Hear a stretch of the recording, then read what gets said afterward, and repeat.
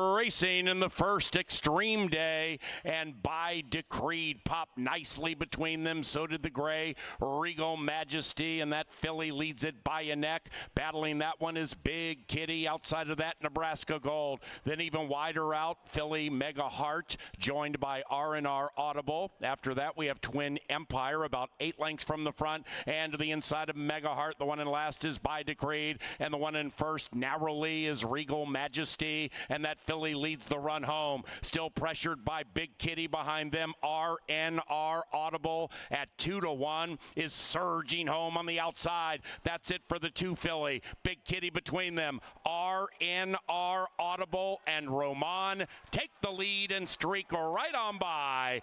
R&R had no need to call an audible. The play was win.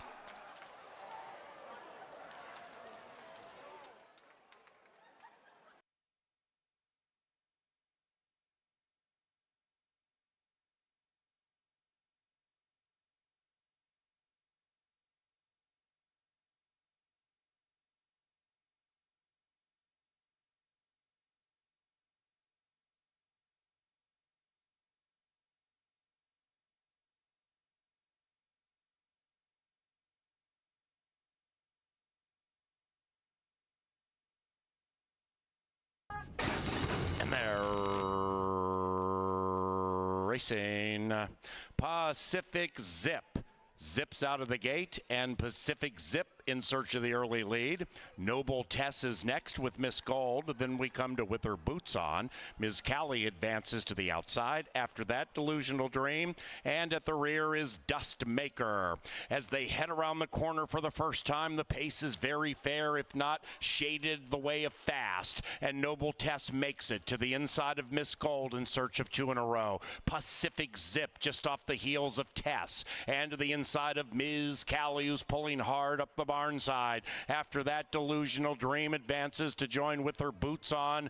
That's the first pair, 3 pairs, and the one lagging along in last is Dust Maker, 12 out of it. Into the far turn, Noble Tess, Miss Gold, Noble Tess. They travel in perfect harmony, and likewise for Ms. Callie and Pacific Zip. After that, Delusional Dream trying to put away With Her Boots On and run on and win it. After that, Dust Maker looking to clean up from behind. Noble Tess trying to go wire to wire. Noble Tess still confidently ridden by Fuentes too. Outside of that, Miss Gold shoved on by Kelsey. Likewise for Barajas and Ms. Callie. Inside, Pacific Zip far outside With Her Boots On. And now Noble Tess has asked the question, and she said no, she's all done. Pacific Zip falls into the lead. Ms. Callie between them. And here's With Her Boots On at 2-1. Chasing in vain. Pacific Zip did it nicely.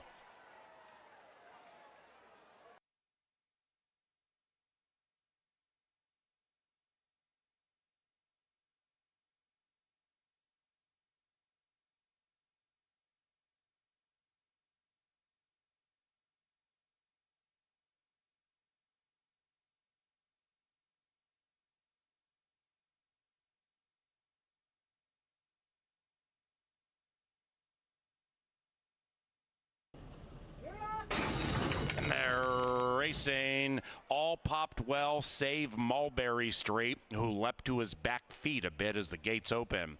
And hey, Captain Jack flies out of the gate. Jack's looking for the lead. And hey, Captain Jack closest to the rail, pulls them along by a neck, joined by Serato, and the White Horse Make Noise is making noise with alacrity on the early lead. And they have 3/4 of a mile to go, and now the bookenders settle into a battle. After that, Burning leaves in search of 2 in a row, 4 lengths from a very fair, if not slow early pace. That one's to the inside of Bricklayer in search of 2 in a row. Bourbon Aficionado is 5 lengths, maybe 6 from the front, and then it's Mulberry Street in the new colors, 7 lengths out of it. And with a half mile to travel, Make Noise and Kelsey Hard, the outside of Hey, Captain Jack and Eddie G. And those two continue to travel right together. Serato's behind them. Then we come back to Bricklayer to to the outside of Burning Leaves, Mulberry Street. Bourbon Aficionado at 2.5 to 1, 7 out of it, scrubbed on rigorously.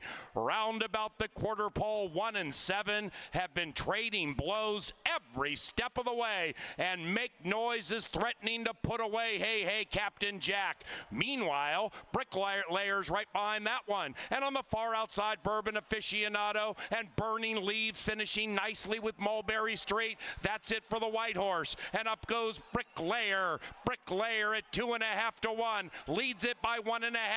Burning Leaves 6 to 1. Surging! Burning Leaves photo!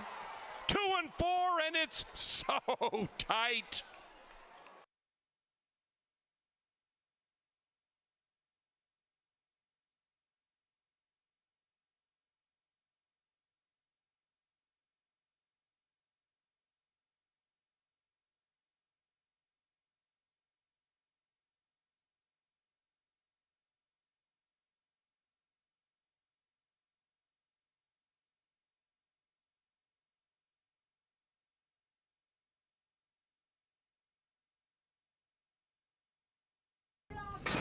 And they're racing.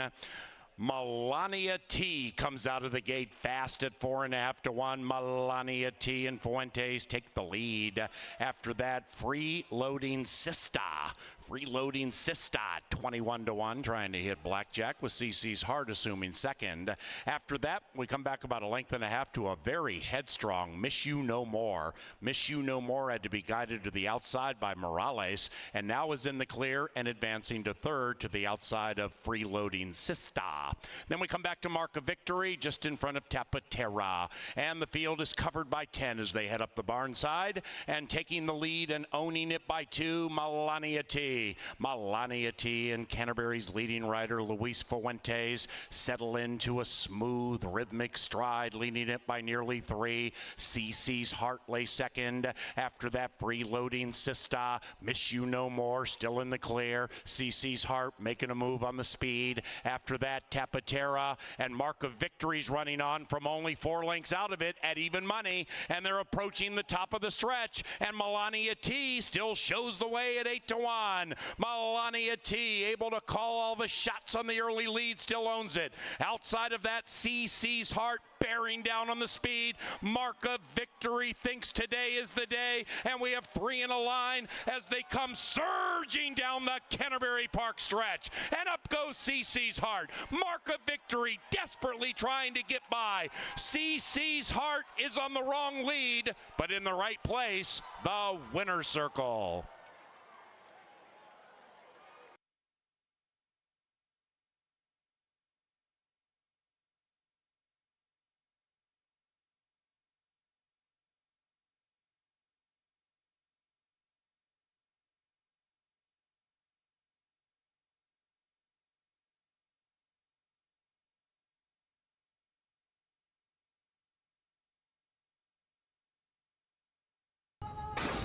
And they're racing. Just Ask Joel at 40 to 1 wins the start to the inside, and Just Ask Joel flashes keen speed. Inky Tattoos is the gray, now grabbing the lead for a second because Emergency Response is in a hurry. And Emergency Response, that 10 at 15 to 1, charges up to the outside of Inky Tattoos, and they stride away 2.5, 3 from Political Riot. 2.5, 3 after that, we have Brick Bat. That one's now 7 lengths behind Emergency Response. Then it's Just Ask Joel in front of Toma Todo. 2.5, 3 clear from Tiger Hunter. That one's to the inside of Bel Ragazzo. Then we come way back to Past the Cat, second last. Merlin's Sister last. And those two are about 16 and 19 from the lead. And the lead still belongs to Emergency Response. That one's trying to say bye-bye. Inky Tattoos is the gray to the inside. outside, and those two are 6 lengths away from Political Riot. 2.5 clear from Past the Cat. Check that, from Brickbat. Brickbat starting to feel the heat as Tiger Hunter's running on quickly, and so is Past the Cat on the outside.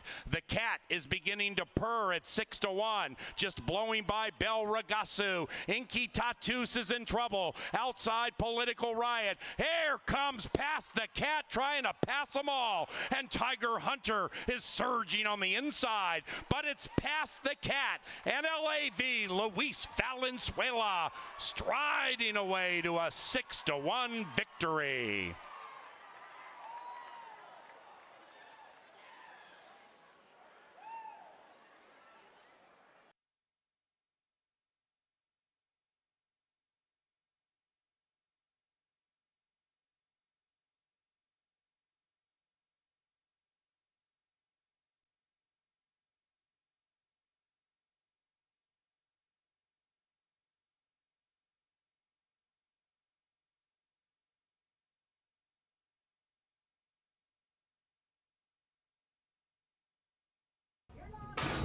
And they're racing. Absolutely perfect start.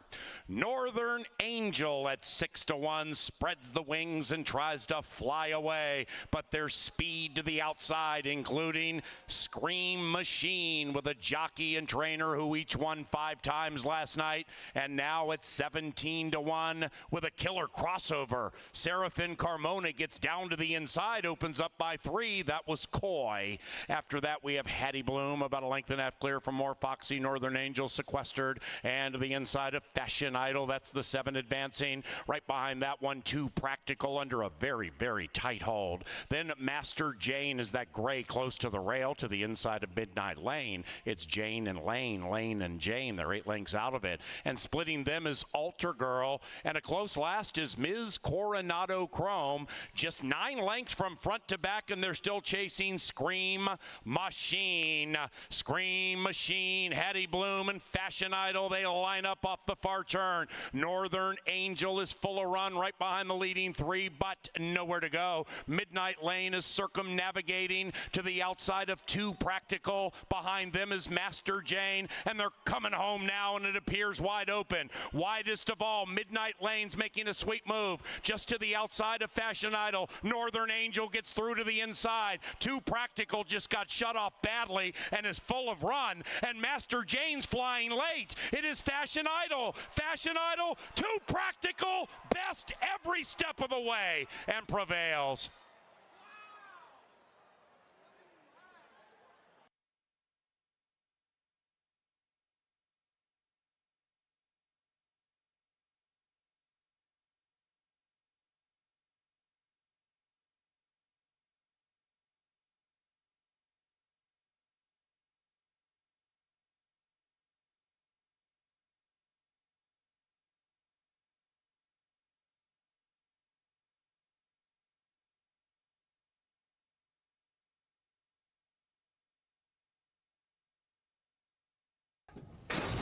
And they're racing. Number 2, Philo Beto, stumbled badly and recovered quite nicely. Philo Beto looking to win 2 in a row, flies up on the inside. Philo Beto. After that, Tactical Attack far outside. Elliot Ness, riders looking for a triple. Behind them, Hightail Cowboy in search of 2 consecutive wins and heading the wrong way. Heroic Song is next advancing. Outside of that, Lucky Smile with those shades. About a half clear from In Honor of Autism, 8 from the front, and a mile clear from Top of My Game.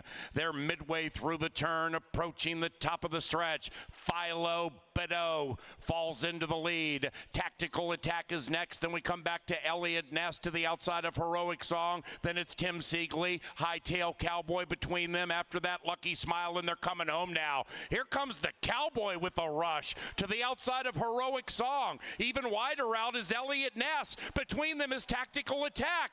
Hightail Cowboy and Heroic Song. But the Cowboy gets the money at 9-1.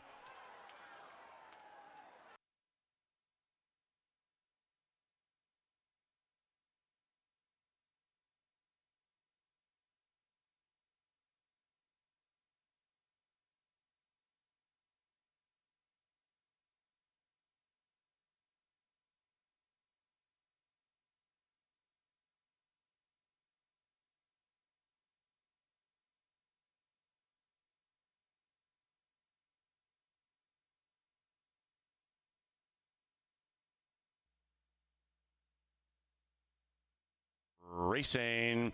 Wonderful beginning. Shotgun Runner came out okay, but now Gypsy Chief is a fast Brit, and at even money, Gypsy Chief and the Hot Jock grab the lead. Deposit Insurance takes up the running in second. After that, we have War Rascal, 3 wide of that Pace Brigade. And Saving Ground is Shotgun Runner, about 4 lengths from it. Field's becoming well strung out. Gypsy Chief picking up the tempo, opening up by nearly 3. Then it's Further Evidence, 5th and 8 out of it. And about 4 clear from Piercy Road, covering up Sing for Your Supper, second last. And then last is Jetstream. Up the barn side they go Sunday at CBY. Gypsy Chief does it quickly, but does it stylishly and does it with a 4-length lead. Deposit Insurance is next. Then it's Shotgun Runner creeping up on the inside. War Rascal been 3 or 4 wide every step of the way. Behind that, Further Evidence, 8 lengths from it, about the same distance clear from the 8 Piercy Road. Then it is Jetstream way back in last. Sing for Your Supper. And they're chasing Gypsy Chief. And Gypsy Chief is whipping up some early speed voodoo as they head for home. Gypsy Chief leads it by 2.5. War Rascal attempting to attack to the outside. Shotgun Runner between them. Then it's Further Evidence finishing quickly to the outside. Gypsy Chief desperately trying to hold on. Here's War Rascal to cause a ruckus. It's a calamity, and War Rascal wins.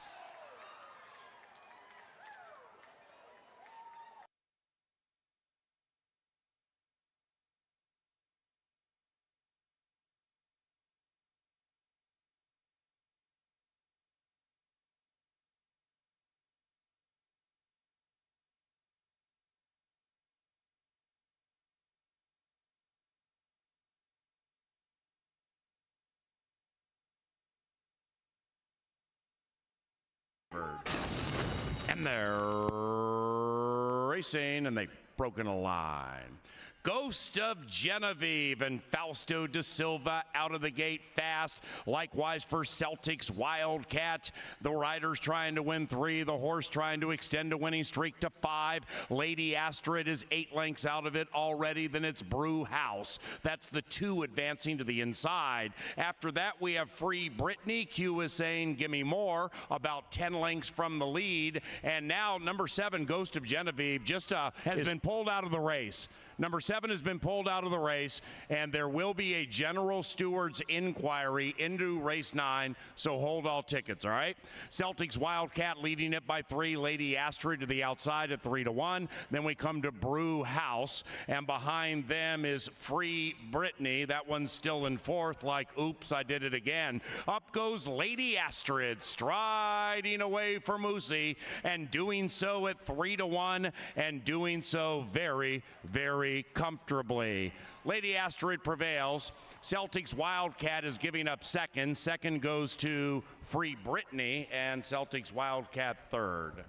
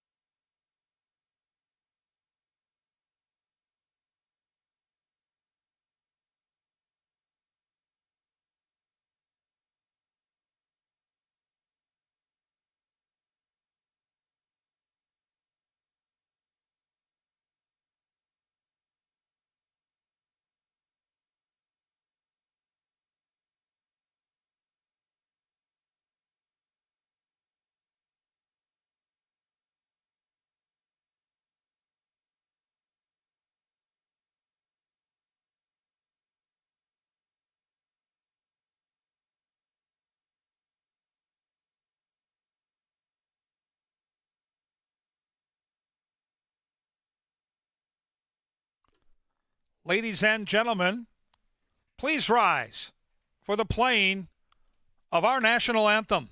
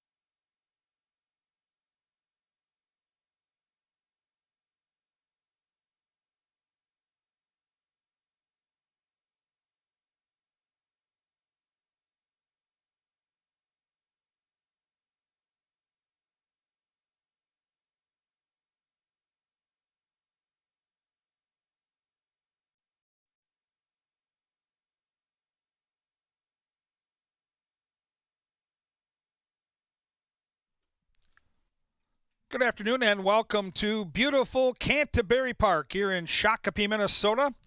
We're under mostly sunny skies. The main track is fast and the turf course listed at firm. If you'll get your programs open, we'll go over the changes on tonight's 10-race card. 5 thoroughbreds, 5 quarter horses. The first 5 starts in race 1. Pick 5 in race 1. No changes in races 1 and 2. The first 2 are free and clear of changes. On to race number 3, jockey change on the 7 to Brian Pena. Pena on the 7 in race 3.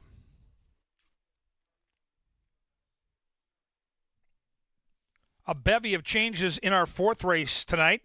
Scratch number 9, Gigi's Map, 11, Laughing to the Bank, and 12, Holy Image. The jockey on the 4 should be Constantino Roman, and Luis Valenzuela picks up the mount on the 10. Take out 9, 11, 12, Roman on the 4, Valenzuela on the 10. That's all in race number 4. In the 5th, scratch 9, Devoted to You, 10, Lucky Smile, 11, Serendip Ruler. 9, 10, and 11 out of our 5th race. On to the quarter horses for the back half of the card. In race 6, the number 1 horse should be listed as a gelding. Race 6, number 1, Relentless Rocket, gelding.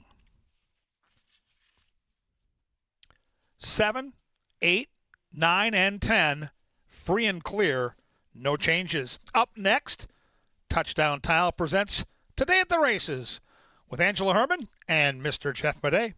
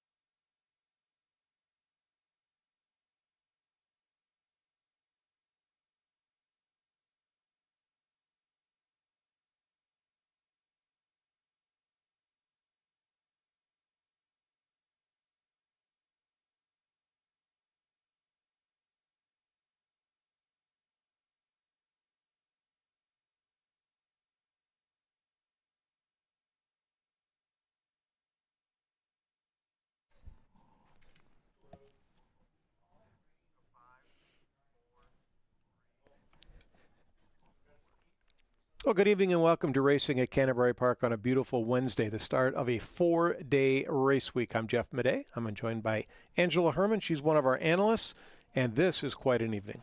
It is quite an evening, but it follows up a multitude of evenings over the weekend. Different paths for us over that week break. Remember, we did take some time off for a rodeo, but you had a front row seat to most of the action. If anybody didn't catch it, or if they maybe want to try to catch something like this in the years to come, what are they in for? Rodeo was good.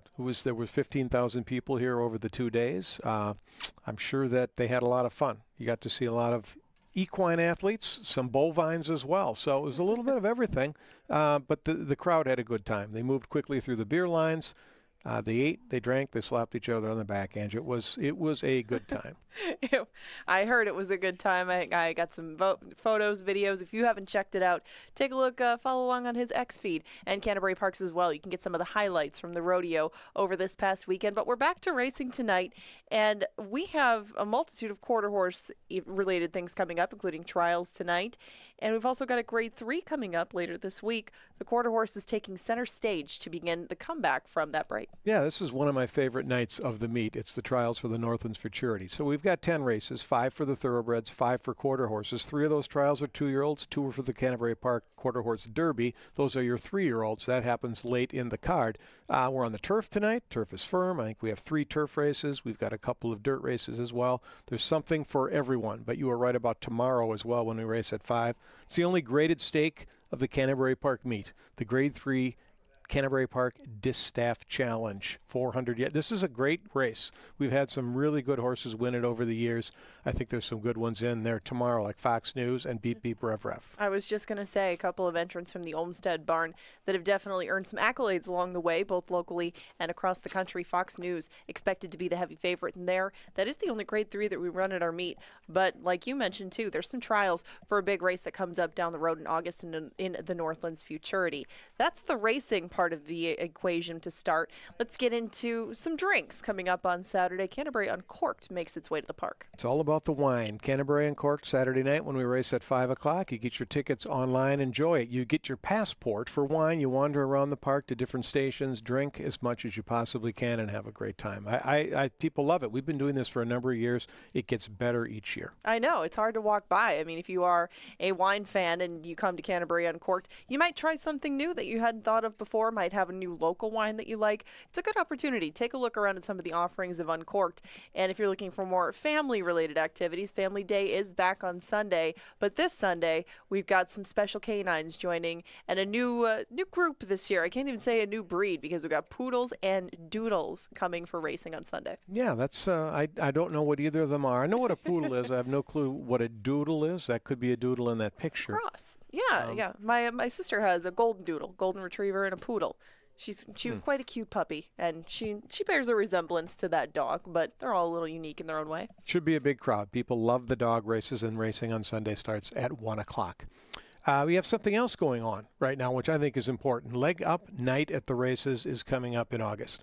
The Leg Up Fund was established a number of years ago to help jockeys, exercise riders that get injured while performing their duties. There's also some other benevolence things that they do in the backstretch with the chapel and other things. But what we have, and this is the big news, we have a very, very generous donor, one of our customers, who will match donations up to $10,000. So if you can put money in the bin and you can make a donation at the security desk at the right near the casino entrance, there's a raffle table downstairs. We could also buy a raffle ticket, win an electric scooter, and benefit the Leg Up Fund, or just stop by either the track level or third level information center and drop something in the box there. But cool opportunity, very generous of this person to match that money. So we're going to try to get to that 10, take full advantage of what he's offering. Sounds amazing. Yes, and thank you for your generosity and concern for the Leg Up Fund.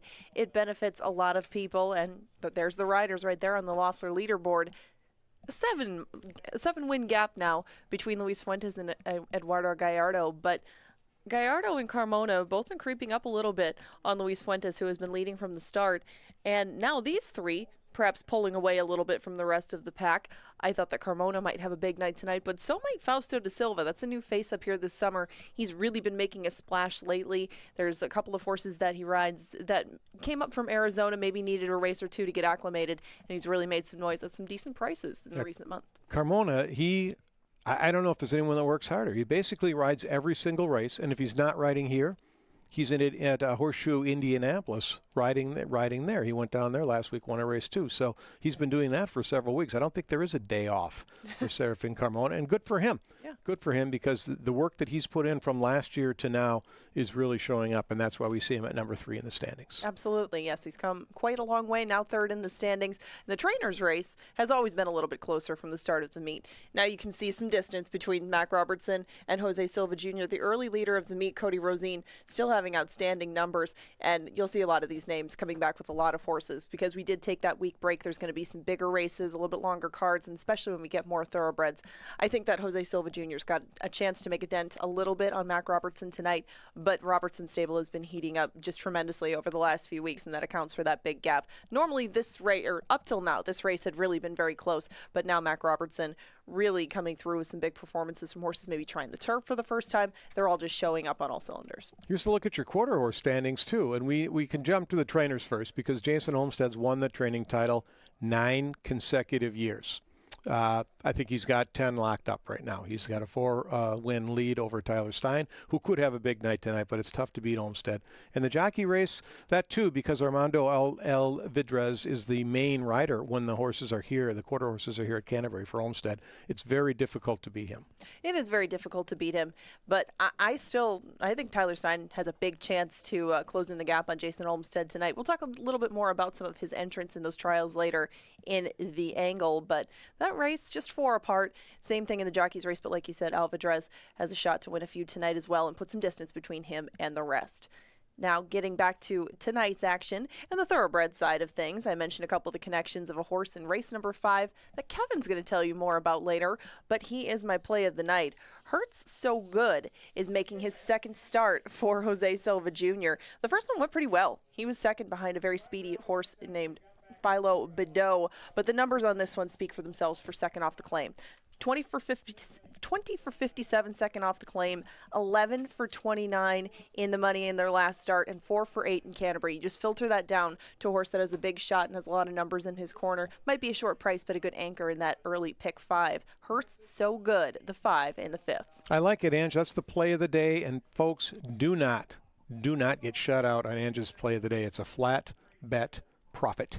A couple other things going on. There's a $40 express bet contest every weeknight leading up until August 8th. You can win a $300 entry into another contest. That could vault you all the way to the Breeders' Cup, where you're playing for hundreds and hundreds of thousands of dollars. Use your express bet app on your phone, or if you're sitting at home, on your computer. $40 gets you in, 20 of it's live money.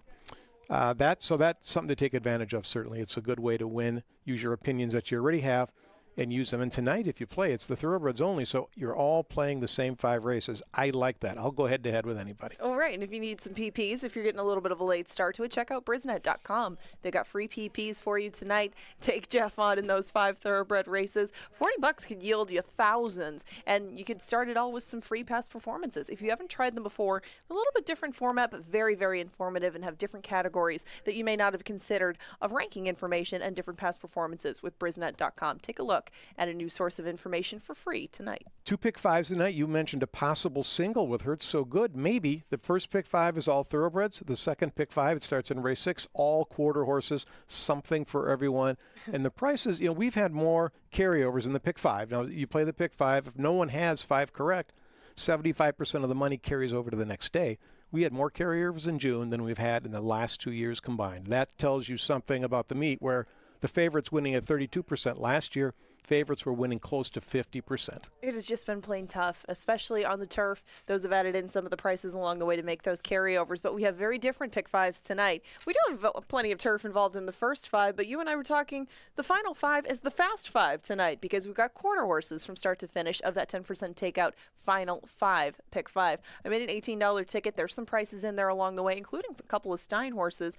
They're both very different animals, but fun to play tonight. And remember, that's just a 10% takeout, 50-cent minimum wager, the first 5 and the final 5. And both of those sequences, I think, have a few vulnerable favorites, and that's the key, folks, to hitting a giant one. Our biggest payoff this year, I think, was $35,000 for a 50-cent wager. It's a lot of money, and I could use that right now. I think we all could use that right now, but the one that's going to try to get us there, at least in the first 5, is Kevin Gord. And Kevin Gord both has a ticket put together that he'll take us through later, and the first race coming up in 14 minutes. That's right. Kevin, Let's see what you've got. Give the people a winner to start a beautiful Wednesday right here at Canterbury Park.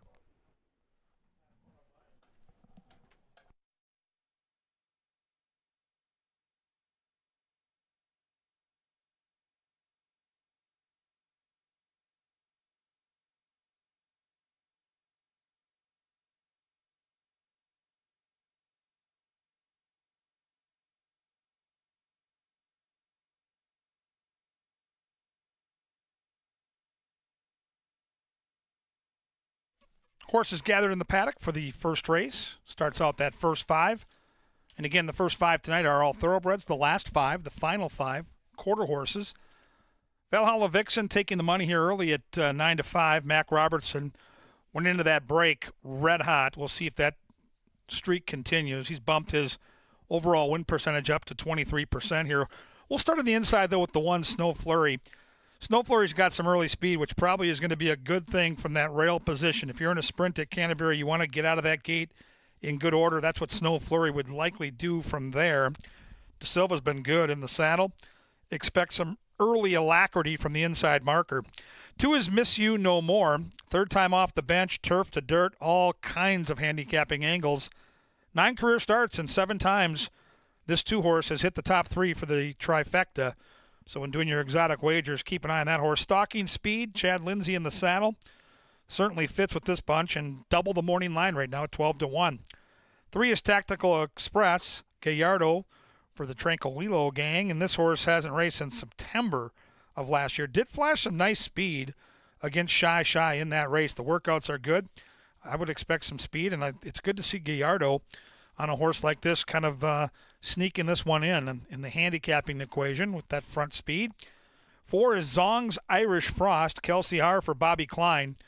This horse had a lot of chances, 10 of them. Hit the board in 6, kind of always in the mix, yet to get over the hump. She's good enough to win this race. She looks very good in the paddock. You can see the gorgeous looking gray kind of waiting to make her move out here to the walking ring. There's Bobby Klein walking in front, the conditioner. When Kelsey's won this year, and she's won some nice races, she's done so to price. Her average mutual at one point was well over $30, so keep an eye on that horse. Maybe as an upsetter in this race with a chance. Let's talk about the favorite right now. That's Valhalla Vixen. Carmona having a great season. The Bug Boy riding for Mac Robertson. Debuted in the slop and didn't show a thing, but did have trouble in that race. Hopped at the break and then was stuck on the wide side. We really didn't learn a lot about Valhalla Vixen. I am encouraged by the fact that the horse is taking money. I do not think the horse should go off anywhere near 4-5. That's way too low up on the tote board. But clearly, the people that are involved in this horse, and that's mostly Extreme Racing, they believe this horse has some talent, and the tote board tells the story. 6 is Baby Doll Peach. That's the horse to beat, no doubt about it. Early speed, blinkers come off. You get Joel Burnt. You get a good gate jockey in Luis Valenzuela. And when a big-time trainer like Joel Burnt sees a horse run a big race on the turf and they go back to the dirt, there's probably a reason for that. I would expect Baby Doll Peach to be on the lead here. If she's able to clear off and settle down, she's going to be a handful to catch. And 9-2 is a very fair price on Baby Doll Peach. 7 horses, Macy Red. Constantino Roman gets the call here. Remington Shipper off since November. That's the bad news. The good news is the horse ran a great race when last seen, gets first-time Lasix, and has some excellent workouts for Michael Beeler. And Mike's one of those trainers where you fade him at your own peril. He's too good. And horses like this are the type of horses he's won with before at juicy prices. So I absolutely think this horse deserves some long consideration. Fun little race to handicap as we get back into the racing here, the unofficial second half of the season at Canterbury. I'll have a pick 5 for you once they come on the racetrack. And again, my top 4 here are 5, 6, 7, and 4. They're going to travel 6 furlongs, and you can start to formulate your opinions. One last thing I'll do is take a look at these horses as they parade around the paddock. You're looking at the 5 right now, Valhalla Vixen, who looks the part. Physically, she's got good muscle, good healthy-looking coat, double handler, everything you want. There's that speedball, Baby Doll Peach. She also makes an excellent impression out there. She looks sleek, and you can see she is built for speed. She looks like a horse that can pop out of that gate and try to steal away. I think those are the 2 prime players here in this race. And behind there comes Macy Red with that pretty white face. Mike Bueller's charge. I would expect that horse to be sitting just off those front markers. Fun little race to handicap. It starts the first 5. It's race number 1. Welcome back to racing at Canterbury Park. Paul Allen will be here to paint the picture all night long. They'll be at the gate in around 8. Enjoy.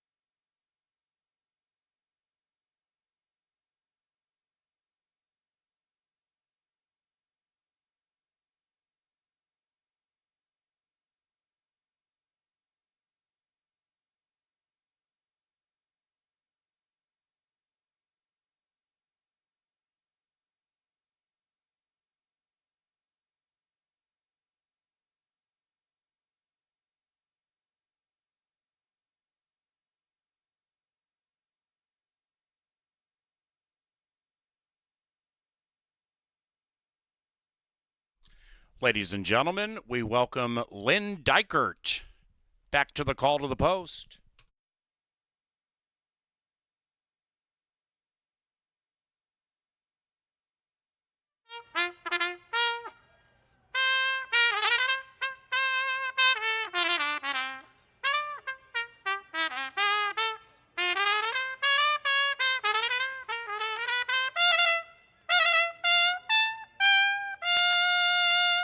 And here they come to the John Deere Dirt for the first of 10. No scratches, no rider changes. Pick 5 wagering about 5 minutes from now.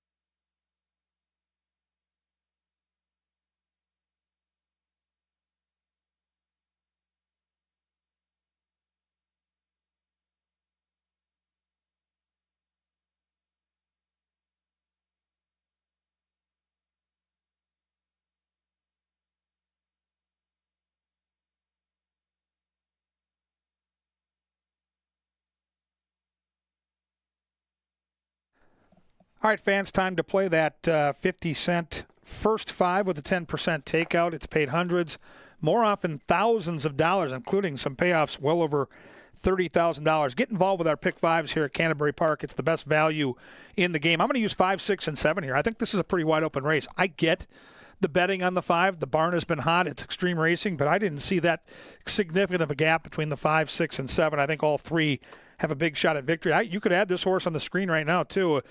Kelsey's horse, the 4, looks real good warming up on the racetrack. Second leg, I'll use the evens, 2, 4, 6, and 8. Top pick in the race is the 4, Franz Joseph. Again, turf racing has provided some nice upsets here at the racetrack.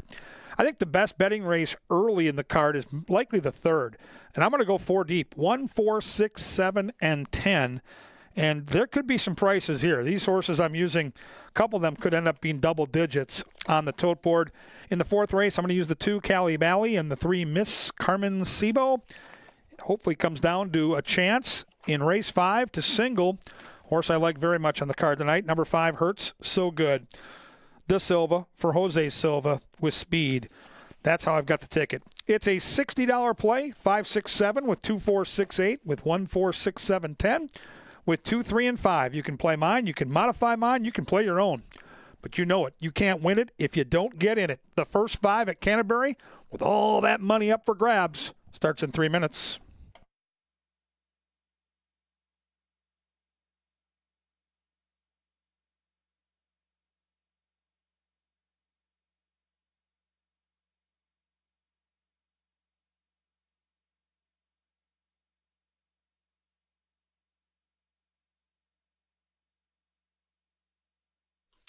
Ladies and gentlemen, Wednesday racing at Canterbury Park is provided by Xfinity Comcast, and we also thank Apple Autos, Continental Diamond, Jim Beam, Kim Crawford Wines, Quick Trip, and Loeffler, sponsors of the first race, which is 2 minutes from now.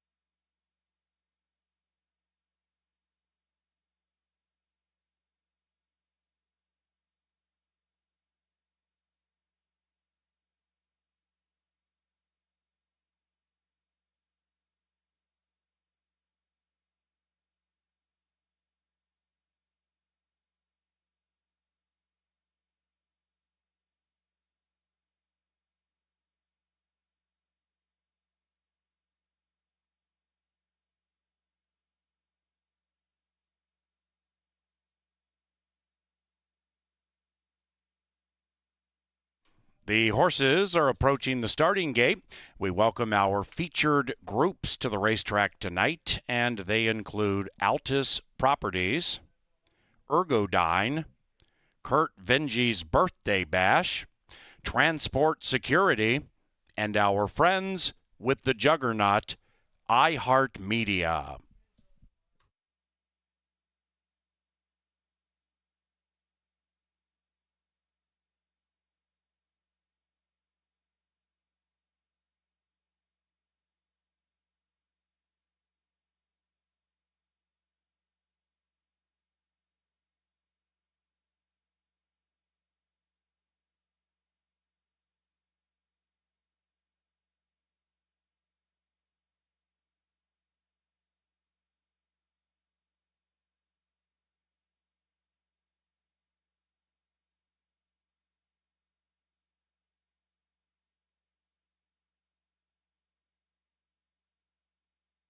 It is now post time for the first Wednesday at Canterbury Park.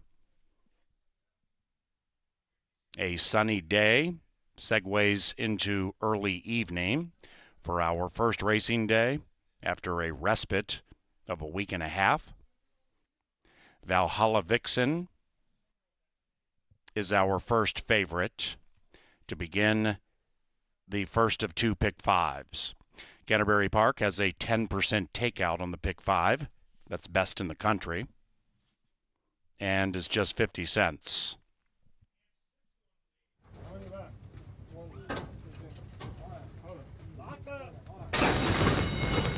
And they're racing.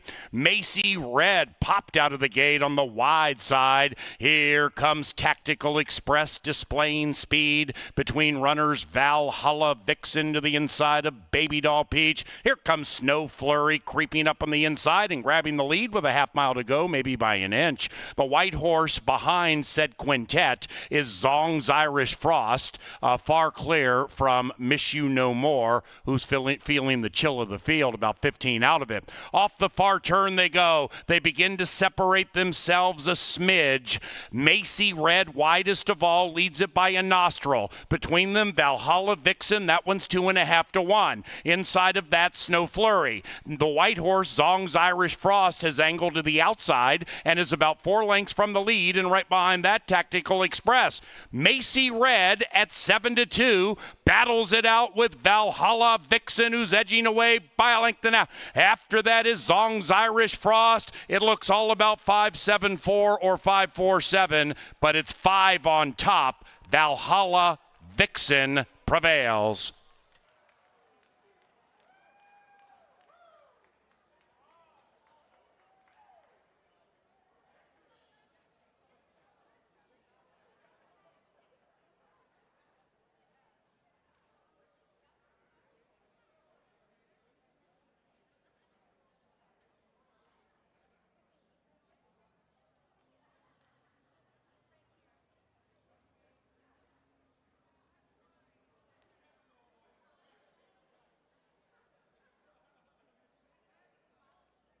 Number 5, Valhalla Vixen, first. 5.742. Unofficial, stand by.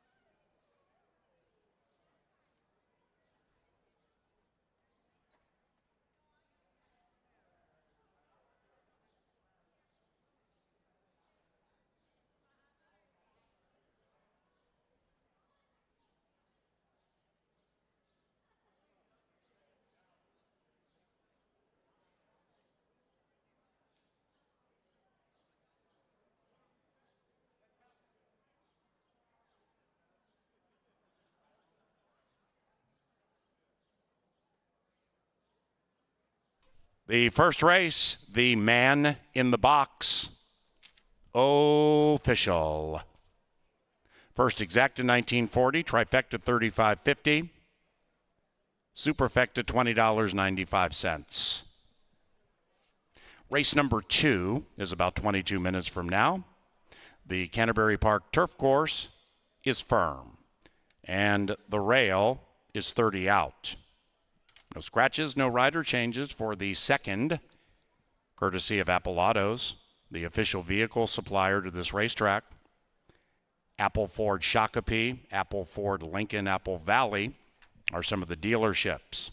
Also, Xfinity Comcast is part of the Canterbury Covenant this year. If you'd like to learn more, xfinitymobile.com. Race 2 is about 24 minutes from now, and we have pick 4 wagering beginning race 2.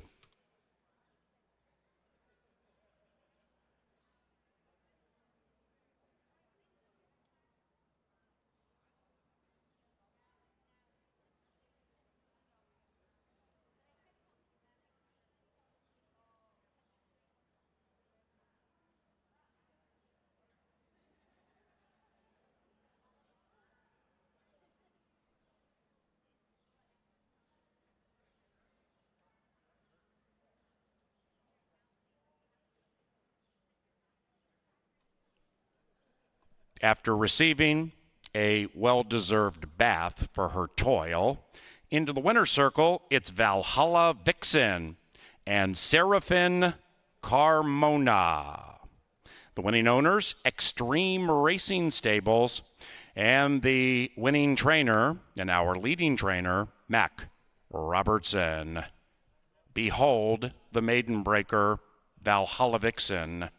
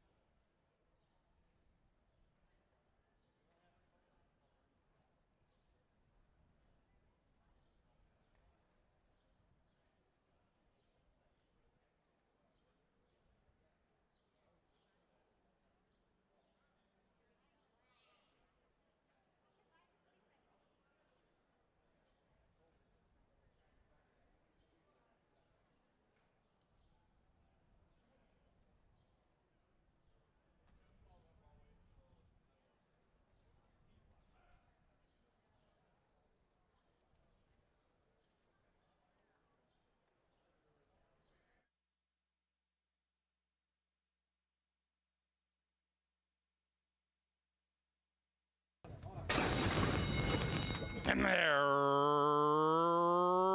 racing.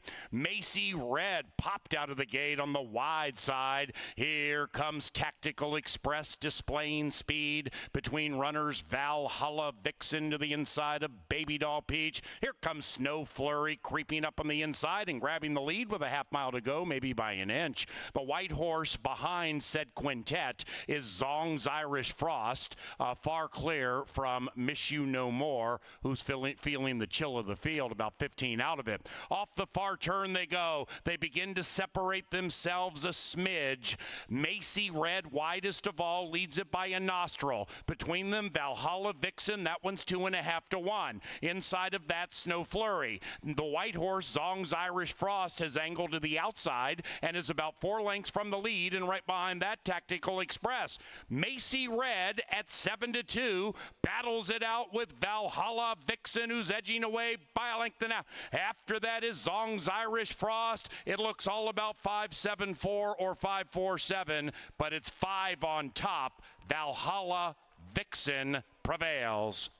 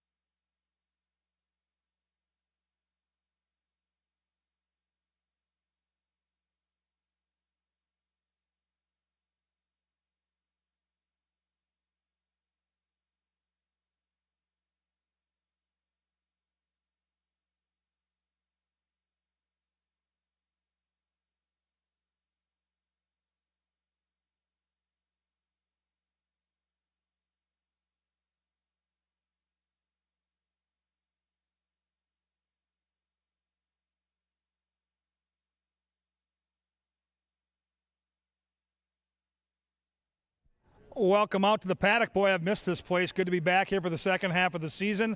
The rodeo was a smashing success. Congrats to everybody involved in that endeavor. And Mac Robertson went into the break red hot, comes out of it with Valhalla Vixen, and she was awesome in race one. Didn't get out of the gate in good order, hustled up to the front of the pace, and then hung in there when the real running starts. Carmona gets the win. And don't forget about the Leg Up Foundation. We're going to do a big Leg Up day in August, but you can get involved tonight inside the doors right by the paddock here. We're selling raffle tickets. We've got a cool bike, all kinds of cool prizes, and the Leg Up Foundation is so important for all the men and women that ride these horses. When they get banged up, they don't get a paycheck. It's up to us to step in. So help out. Stop by that Leg Up table. Buy yourself a raffle ticket. Maybe you'll win a cool prize. Let's take a look at the combatants for race two. Really good-looking horse here. Number one, Hold Your Applause, bouncing out on his steps, full of energy. Last time this horse was on the turf, good things happened. This horse ran a 76 Beyer speed figure, draws that advantageous inside post, and like I said, the one horse makes a really good impression here in the paddock. Divine Leader is the two. I've got this horse second in my analysis. Has yet to win a race on the turf, but owns a win on synthetic, has good speed figures, and I like the connections. Roman for my guy Timmy Padilla. I think this horse has enough natural speed to take advantage of that cozy post. And I'm going to tell you right now, 13-1 is way too big a price on the two. Number three is North Arm Bay for Karen Offerman. Troy Bethke, the conditioner. G-Rod gets the call, and I've had a hard time figuring out what this horse is going to do. But we know this horse has talent. Won last time he was on the Canterbury Turf Course, did so at nearly 8-1. When he wins at a price, because last year when he won at 13-1. He's got closing kick. He does once in a while make a middle move, and he's 35-1 right now. That's crazy on the Offerman charge. I'm on the 4, Franz Joseph. I'm on this horse, Glenn Wismer. Good to see his name back at Canterbury. He used to train here many years ago. Gallardo gets the call. I like the early speed. I like the connections. I like the fact that the horse has ran at tracks like Churchill Downs, Keeneland, and Horseshoe Indianapolis. So I'll try Franz Joseph at 2-1. 5 is Mr. Navigator, comes off a win, and a good-looking win at that. You get Sophia Barandella. That's always a good thing. Wish her good luck. She's one of the sweetest human beings on the planet. We'll see if Mr. Navigator can provide some value at 5-1. 6 is Arrest. Angela Herman's tout here, taking money too. That's a good sign. Taking some cash up on the betting board. 7-2 down from 8-1. You get good closing kick in a race that's got some speed to it. So the early speed, if it goes out and burns out, look for this 6 horse to make a late run. Like the 1 horse, the 6 makes a nice impression down here. 7 is my partner Glenn, Kelsey Haar for Tony Rengsdorf. Won last time at 2-1. Another like the 6 that likes to lay back early and make one big charge late. 8, Table for 2. Fuentes gets off the 7, who he won on, to ride for his brother here. This horse has been consistently good. I think you have to use the 8. If you're building a trifecta or superfecta, I don't see a way out not using the 8. The horse always shows up. 9 has speed to overcome that outside post, and guess what? The trainer and jockey that won the first are saddled with Crew Dragon here in race 2. Do not sleep on anything Mac Robertson puts in the gate. The guy is good, and he's red hot right now. That price is a juicy 11-1. One of the better betting races on the card. That'll be the theme all weekend. We get back for the second half. It's turf racing. It has a pick 4 involved. Ooh, the pick 4 starts right here. They'll be at the gate in around 8, and then they're going to get it on.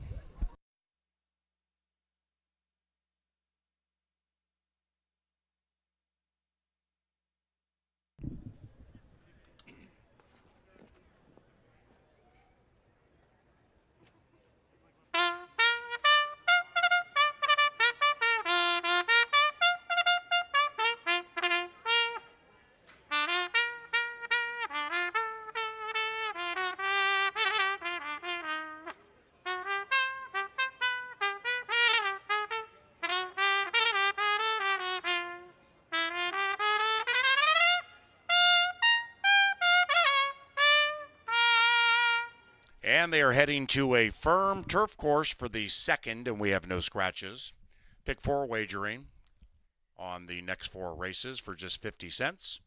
Pick the winners of races 2, 3, 4, and 5 and hit the pick 4. It begins 6 minutes from now.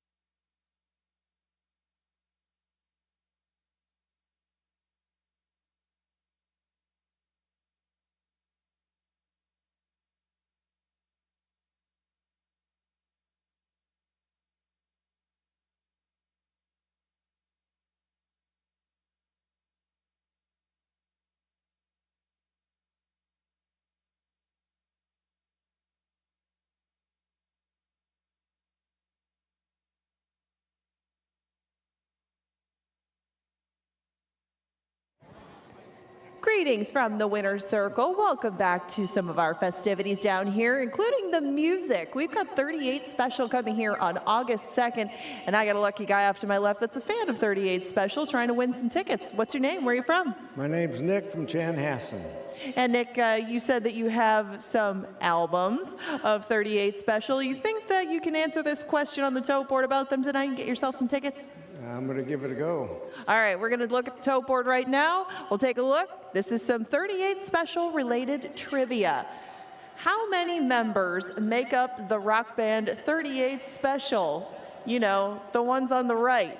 Is it A, 6 members, B, 5 members, C, 4 members, or D, 7 members? Is it A, B, C, or D? What do you think, Nick? I just have to go with B. Is it those 5 guys on the right? Is it B? Yes, it is.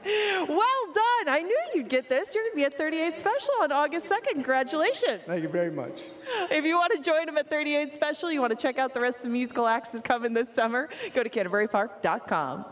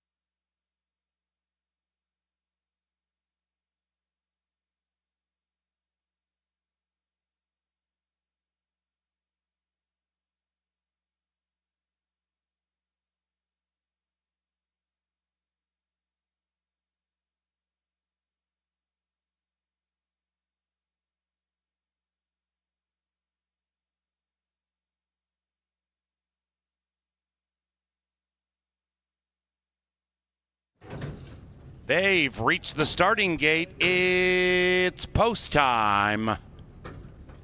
Into the gate for the second. Franz Joseph from Indiana, hoping to have the metaphorical horseshoe by his side. 6-5 for the Invader. Moving in. One out. Crew Dragon.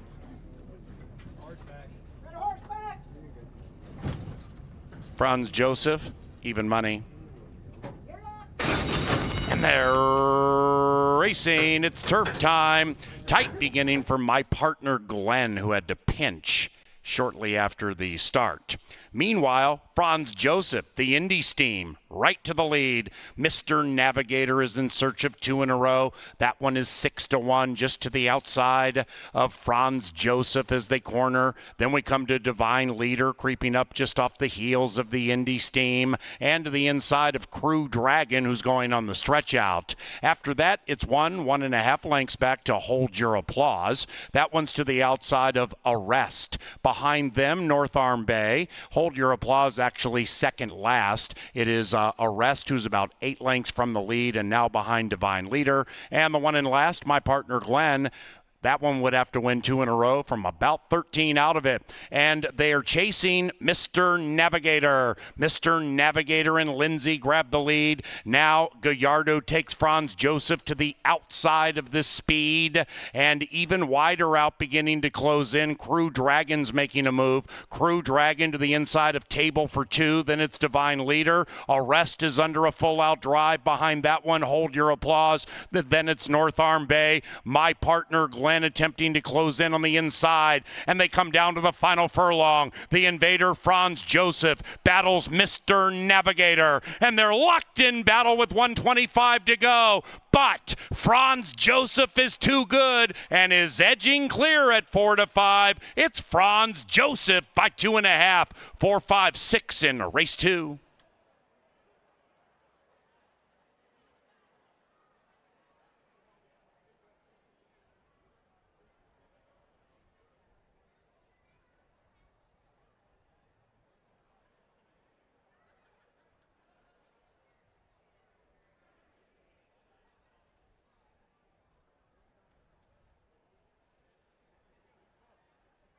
Number 4, Franz Joseph prevailed.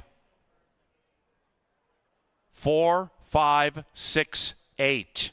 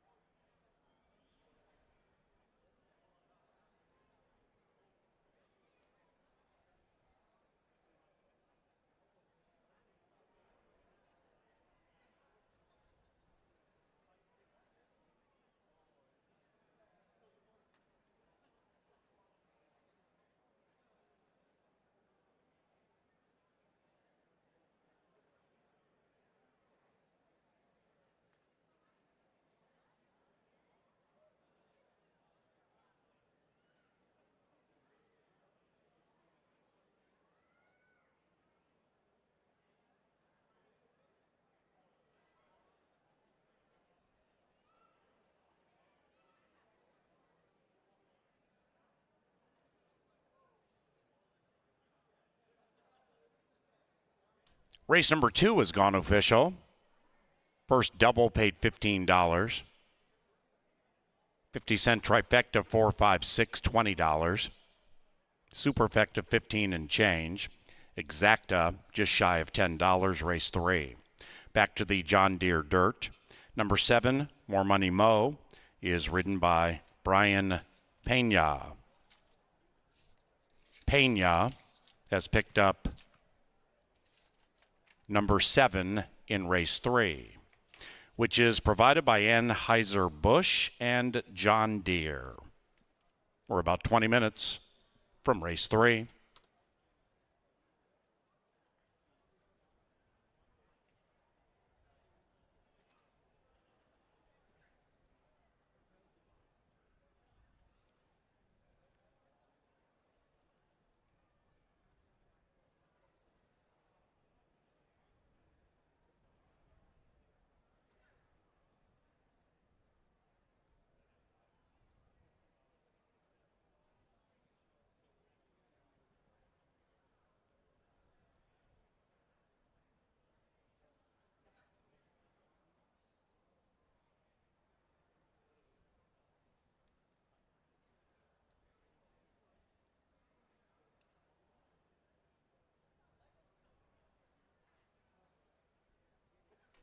Into the winner's circle, it's Franz Joseph and Eduardo Gallardo. The winning owners, Novogratz Racing Stables, and the winning trainer, Glenn Wismer.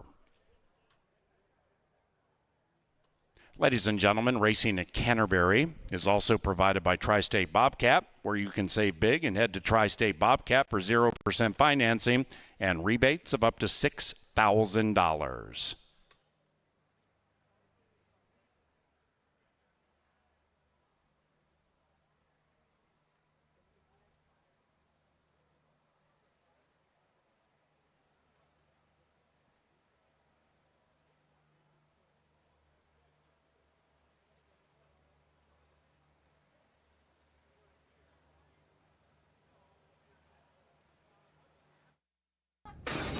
And they're racing. It's turf time.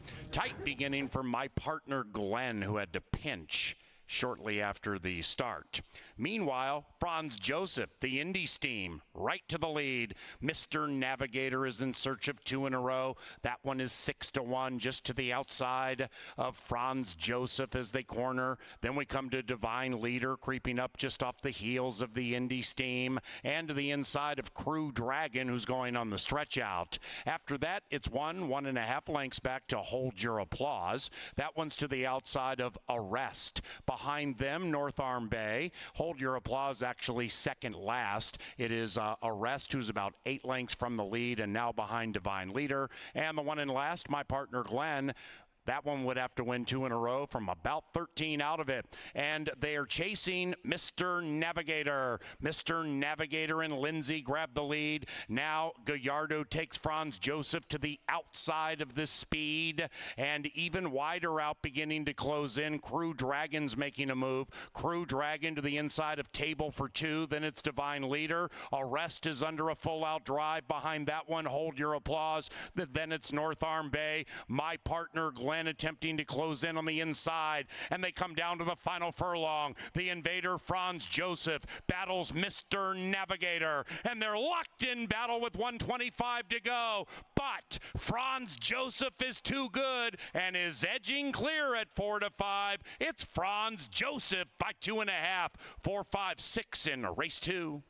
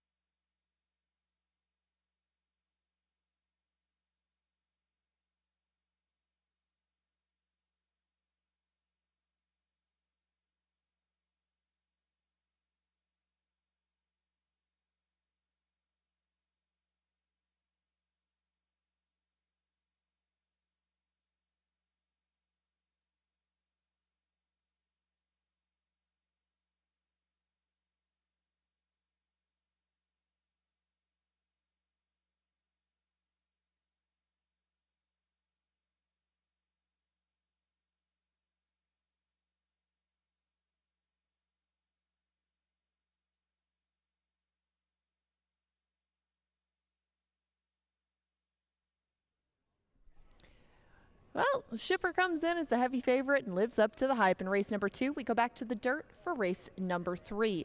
Remember, we got a lot of quarter horse trials coming up later and a power play coming up after this third race paddock preview. We've got a lot to get through, though, going a mile on dirt. We'll start right off with the selection of mine, Kevin, and Paul's. Yes, class dropping deposit insurance goes back to the dirt and does drop down to the $7,500 level, but he did show speed last time around, and that should make him pretty effective in this group, one would think. 5-2 is the current price you get on a deposit insurance, who ran pretty well in his first try over our dirt, but it was only going 5 furlongs. That one came off the turf. He made a good late move. He was only a couple of lengths short of some horses who would take a lot of money in here. Deposit insurance really stuck out for a lot of reasons, and that's why he is one of your strong plays in here, and the current favorite at 5-2.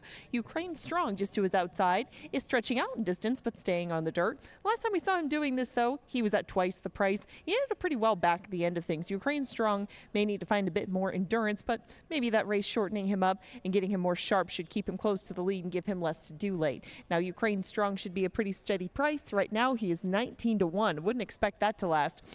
But Ukraine Strong has only tried this two-turn thing a couple of times. Maybe he'll be better at this than he is at sprinting at this point in his career. Booster, just to his outside, has some room to improve too. This is only start number 5 and only his second as a 3-year-old. Booster last time was 8th, but he was behind Kapala. He was put in with the waiver tag. They gave him a bit of a free run. Maybe we'll see what he has to offer today, but he does have to improve off that first two-turn effort. That was down at Remington Park. He didn't beat anybody home, but Booster should be another healthy price in here, and currently is at 25-1. You get 9-1 and 8-1. A little surprising on the next two, as Lucky Supernova was your morning line favorite and hasn't taken much money throughout. This should be another one of the pace presences, although they didn't go very quick last time when he did stay close. Maybe he'll end up in more of a stalking position, and that served him well in the past, including his first 2 sprint tries up here at Canterbury. Frankly, he does need to improve a little bit, but I would not expect that price to stay. If it does, that is very good value on a horse with a bit of form going 2 turns already. Incredible Victor, coming off the turf course, was at his best when he was doing this 2 back, but that was against Minnesota breds. He was second that night behind Red's Mr. Z. Incredible Victor, with a little bit more luck and some of that speed, should be able to keep himself in close contact at a decent number. That number of 8-1 morning line has turned into 7-1. I wouldn't be surprised if he adds a little value into the vertical mix. Oro, just to his outside, also has speed. This one stretches back out. He was able to use that speed for a little while in his first start up here in June, but he was widest in the line of 4, kind of came under a ride on the backside and took a big step forward last time. We'll see what he has to offer going back around 2 turns. Looks all right down here in the paddock, bouncing around on his toes. More Money Mo, the stablemate to Lucky Supernova, just to his outside, is now ridden by Brian Pena. He was 3rd last time behind David's Fate. That was the main track only entered that went in with this off the turf race. More Money Mo made his presence felt at the end, was coming running, and he is the one that I took second. Good value in here. First time starter, Time to Escape, is currently at 16-1. This one is going 2 turns at first asking. That's a tall task, but not impossible. Horseshoe Patsy, just to his outside, is going to stretch out in distance for only the 2nd time and the 1st time on dirt. Interesting notes with him. And on the outside, Proof of Purchase was just a head short last time at this level, at this distance. Oh, that post, though. He was 13-1 that day. Right now, he is 4-1. This is another live contender that should be very close to the pace. I took it 1, 7, and 10 in race number 3. You got pick 3s, doubles, exactas, tries, and 10-cent supers to pick from if you want to gamble on this one. Why wouldn't you? You got 8 minutes to make those plays, and a power play coming in the meantime.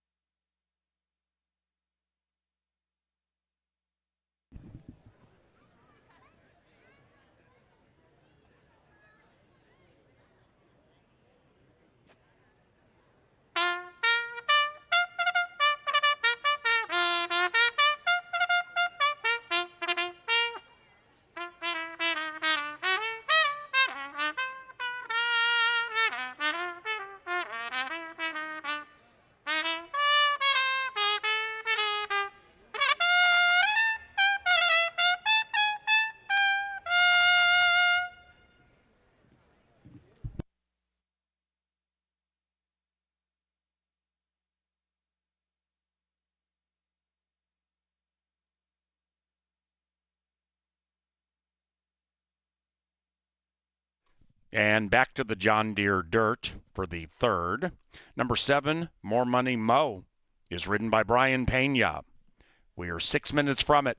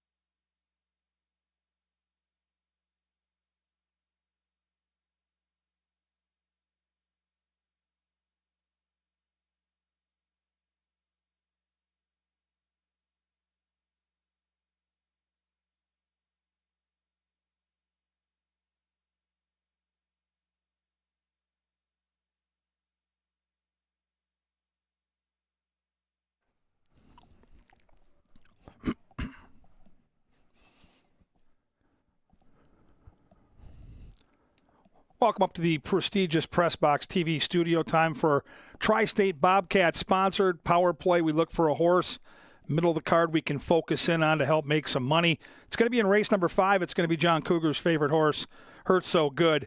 And let's go back and take a look at some of the information available to us here. Number 1 is this is an older horse. He's a 7-year-old gelding.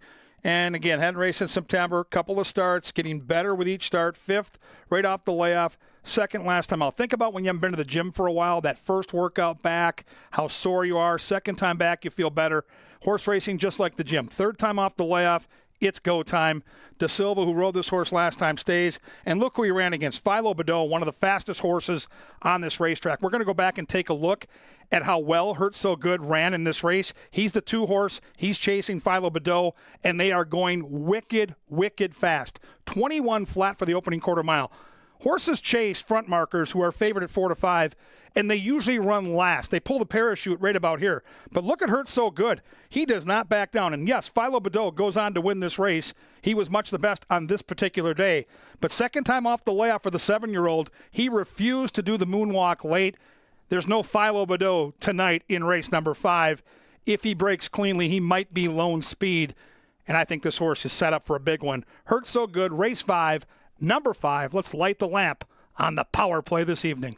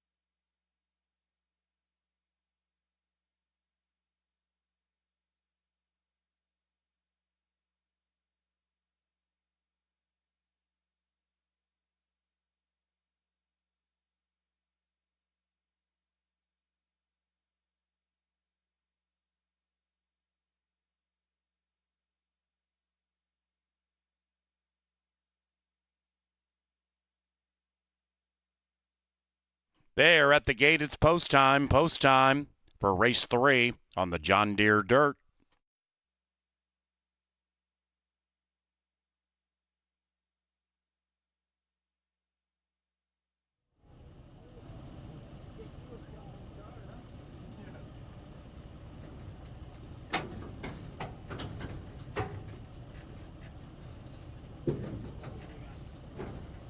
Moving in line.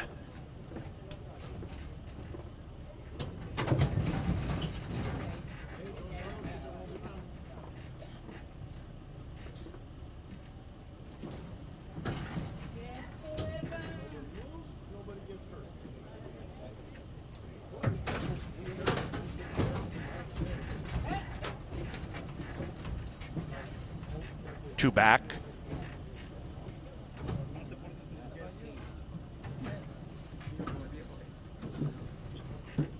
And one out. Doors. Hey, front row. Doors. Please. Thank you. Our starter is Oscar Quitos, and we're ready.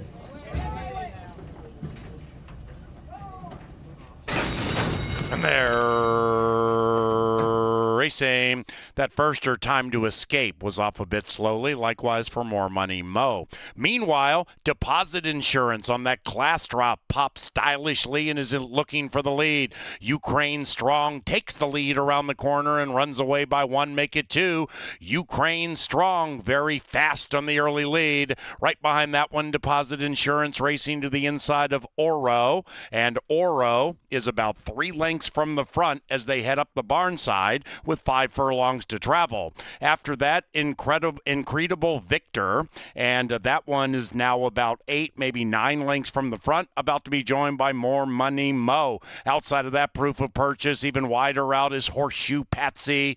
Then we come back to Lucky Supernova, way back to Booster, and even farther back to Time to Escape. Well strung out into the turn. Ukraine Strong 1. Deposit Insurance looks to re-engage, and AC Ducey have gone 5 clear from Oro, who's under a rigorous ride. Behind that one, Proof of Purchase, and Proof of Purchase beginning to close in about 8 lengths out of it, running away from More Money Mo. Meanwhile, Ukraine Strong still strong at 4.5 to 1. Deposit Insurance trying to pass. Outside of that, Proof of Purchase. Then we come way back. In fact, it's about 8-9 lengths back to Oro. 3 in a line with a furlong to go. Deposit Insurance between them, in tightly with Proof of Purchase. Ukraine Strong is dropping out of it, and we're down to the bookenders. Late charge from Booster. It is Deposit Insurance and Proof of Purchase. Here it is, Proof of Purchase. Upset 8 to 1.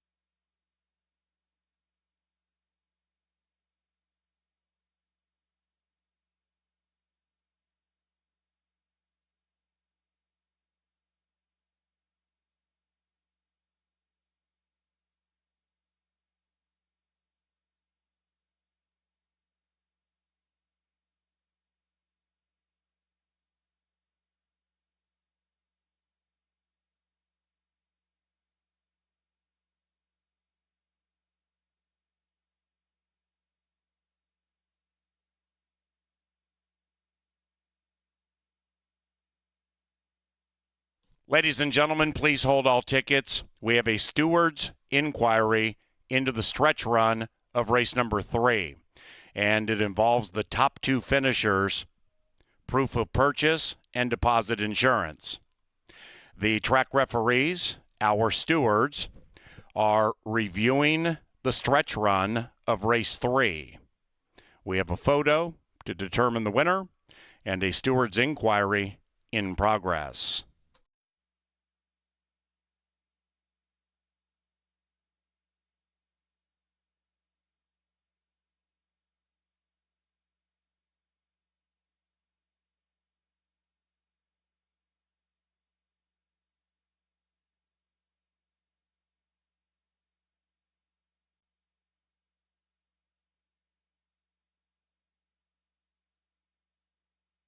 The numbers 10, 1, 2, 3.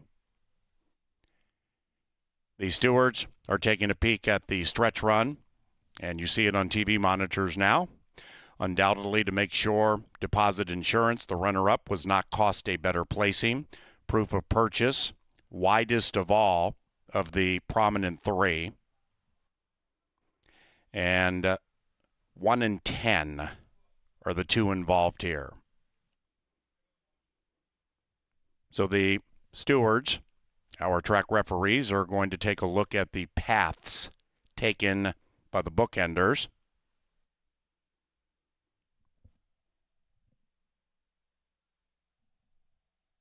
Deposit Insurance, the runner-up, in the middle of the three. The rider has the red helmet cover. Horse has the blue blinkers. The winner, widest of all, with the purplish helmet cover. Stand by.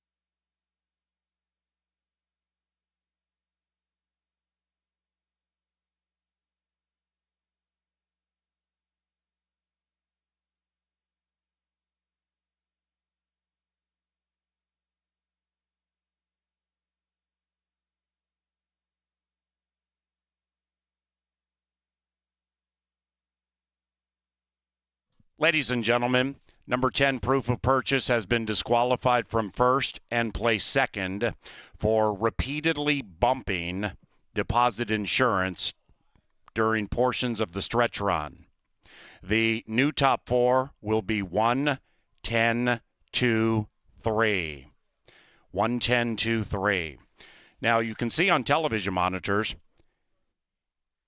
the original winner, Proof of Purchase, clearly makes contact with Deposit Insurance at that point and then does so again.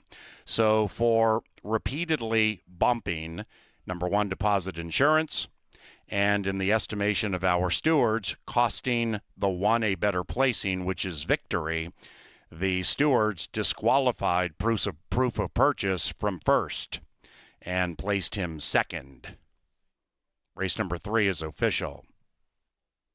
Deposit Insurance was ridden to victory by Guillermo Rodriguez. The winning owners, L&N Racing and Clark Brewster. And the winning trainer, Mike Beeler.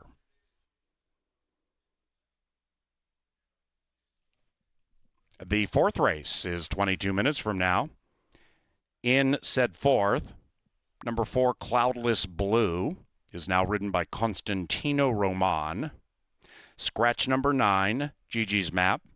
Number 10, Princess of Malibu, is now ridden by Luis Valenzuela. And scratch number 11. To the turf in 22 minutes.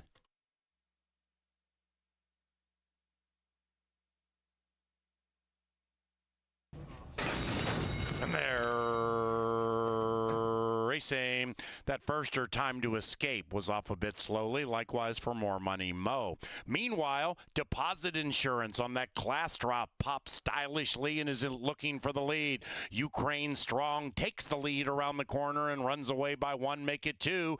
Ukraine Strong very fast on the early lead. Right behind that one, Deposit Insurance racing to the inside of Oro. And Oro is about 3 lengths from the front as they head up the barn side with 5 furlongs to travel. After that, Incredible Victor, and that one is now about 8, maybe 9 lengths from the front, about to be joined by More Money Mo. Outside of that, Proof of Purchase, even wider out is Horseshoe Patsy. Then we come back to Lucky Supernova, way back to Booster, and even farther back to Time to Escape. Well strung out into the turn. Ukraine Strong 1. Deposit Insurance looks to re-engage, and AC Ducey have gone 5 clear from Oro, who's under a rigorous ride. Behind that one, Proof of Purchase, and Proof of Purchase beginning to close in about 8 lengths out of it, running away from More Money Mo. Meanwhile, Ukraine Strong still strong at 4.5 to 1. Deposit Insurance trying to pass.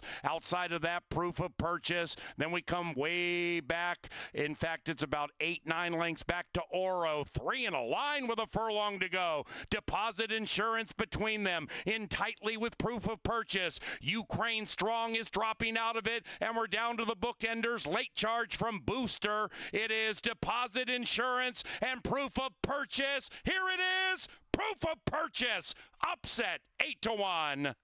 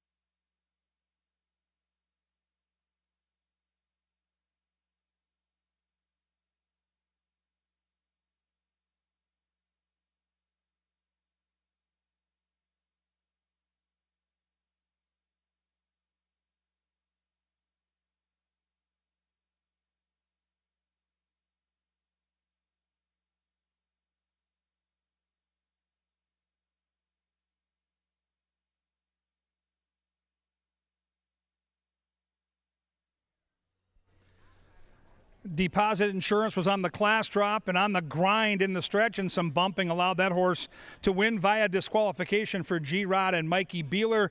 We go back on that beautiful Canterbury turf course after the layoff. That turf course is pristine. We got all that rain about a month ago, and it's just perfect right now, and love betting turf races because it's so wide open every race. You see big exactas, tries, and superfectas. We're going to do this tonight. Come back tomorrow at 5 o'clock, Saturday at 5 o'clock, Sunday at 1 o'clock, and if you're into the simulcast, this is the best time of year to play outstate races. Saratoga out east, Del Mar out west, as good as it gets. Head up to that third floor when we're not racing and take a look at our beautiful horse book. It's incredible. You can bet right there, your own private TV. You've got the tellers, you've got the betting machines, and you've got the best racing that North America has to offer. Let's handicap the fourth race together here, 1 mile on the turf. These are fillies and mares.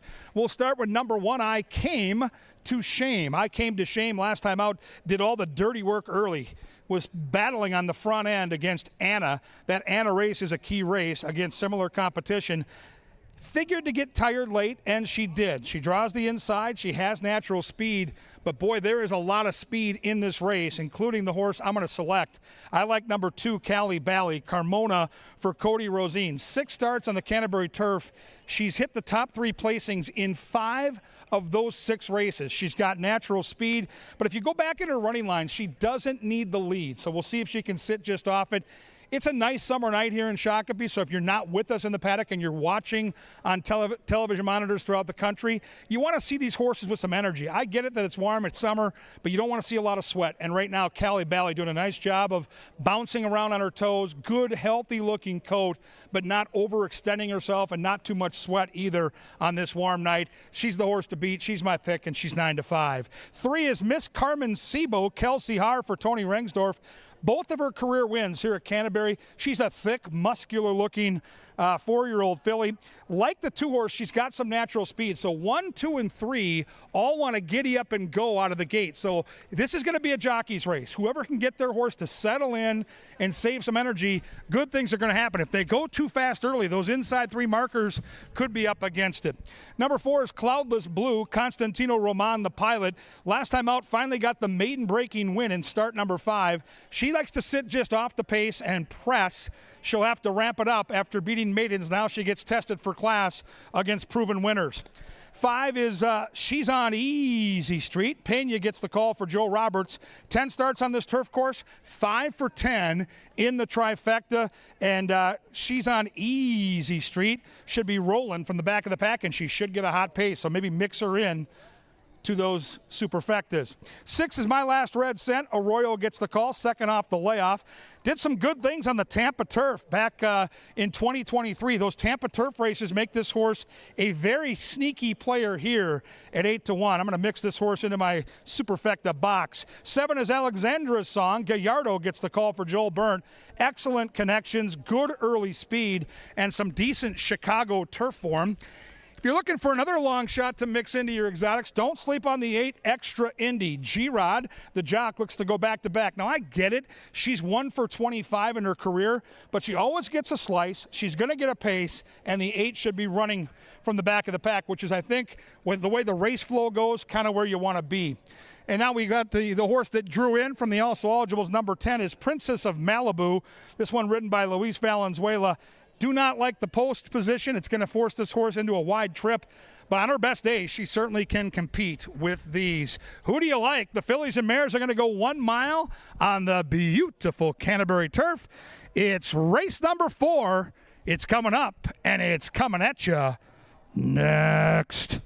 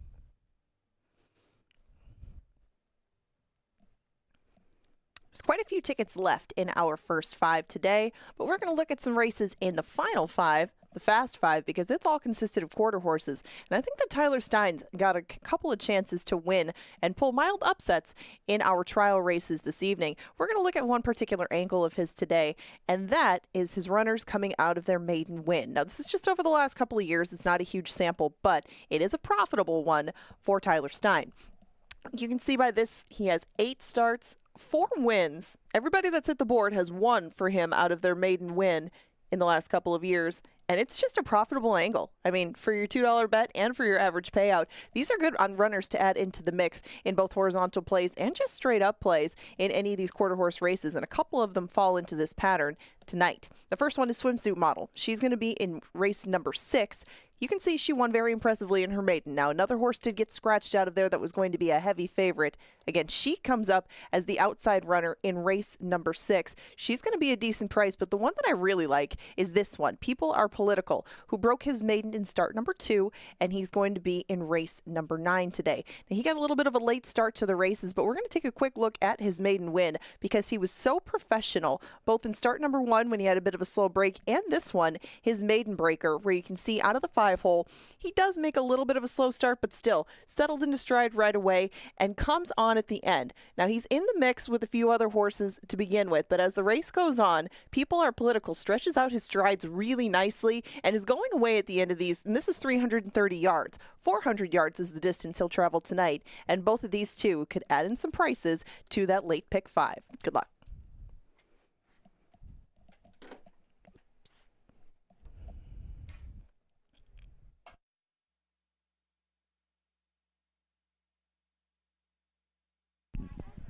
Two minutes.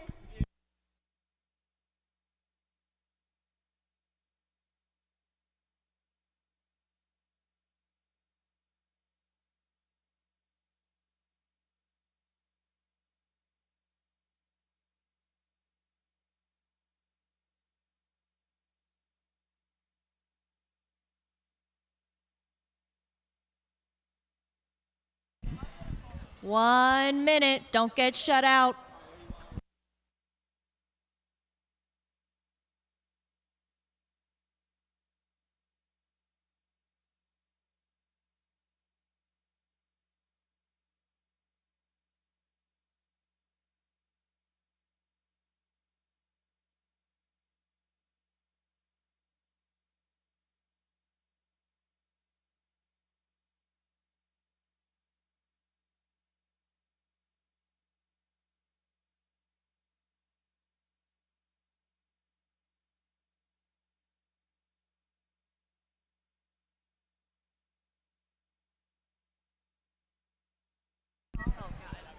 Approaching the starting gate.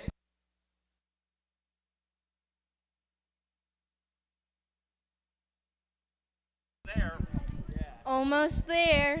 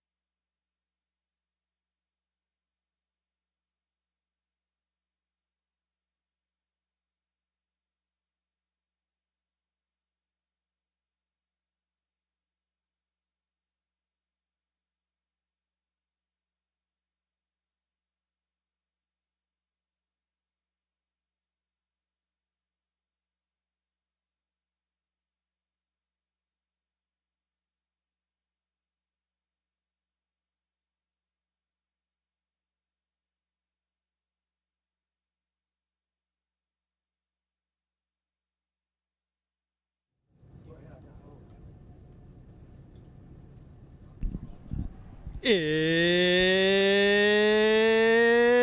race time. Into the gate for the 4th, bet more, win more.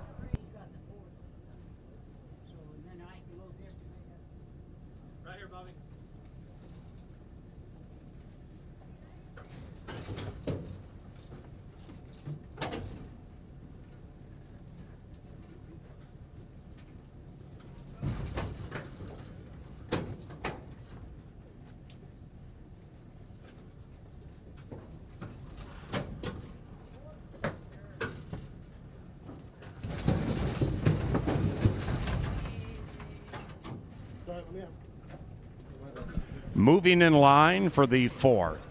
And we're on the turf course. Cali Bally 8-5 in favored. Make it 6-5 in favored. Cloudless Blue in search of 2 in a row. 18-1 and moving in. To back. Princess of Malibu. 1 out, that is. Princess of Malibu, last in line. Here they come.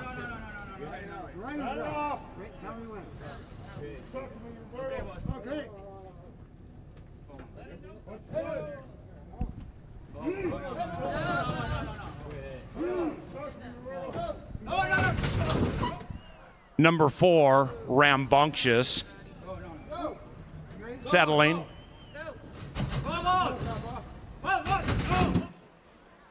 Now she's being a bad girl again.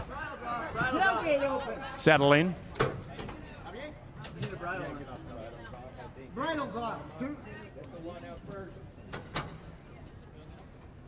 All righty, the rider's now off the 1.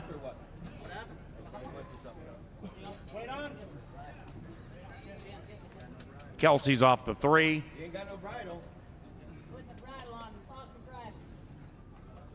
Rodriguez has dismounted from the 4.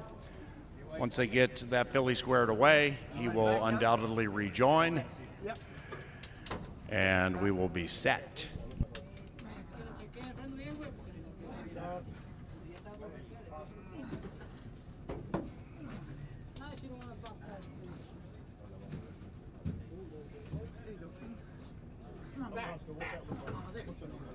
You know what? It's bleeding. Yep. No, you're gonna have to back him up. Hey, Doc. Head's bleeding.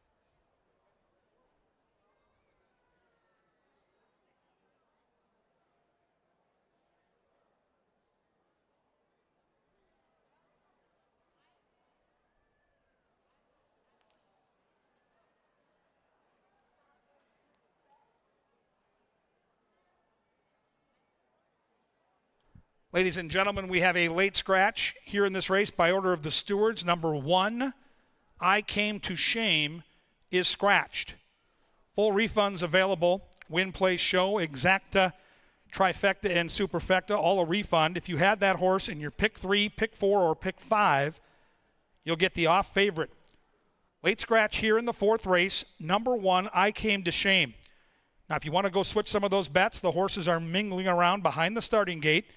We expect to start here in about 2 minutes. Scratch of the 1. And again, pick 3, pick 4, and pick 5. If you had that 1 on your tickets, you'll automatically get the off favorite.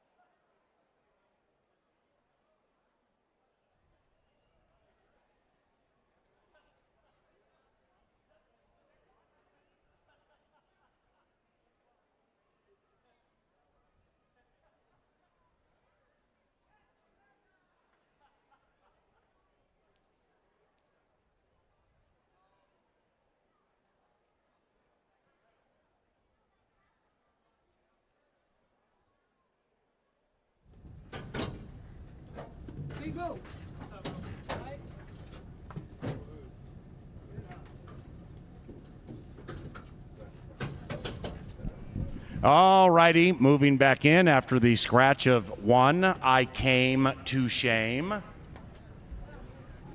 Cali Bally is 1-2 and prohibitively favored.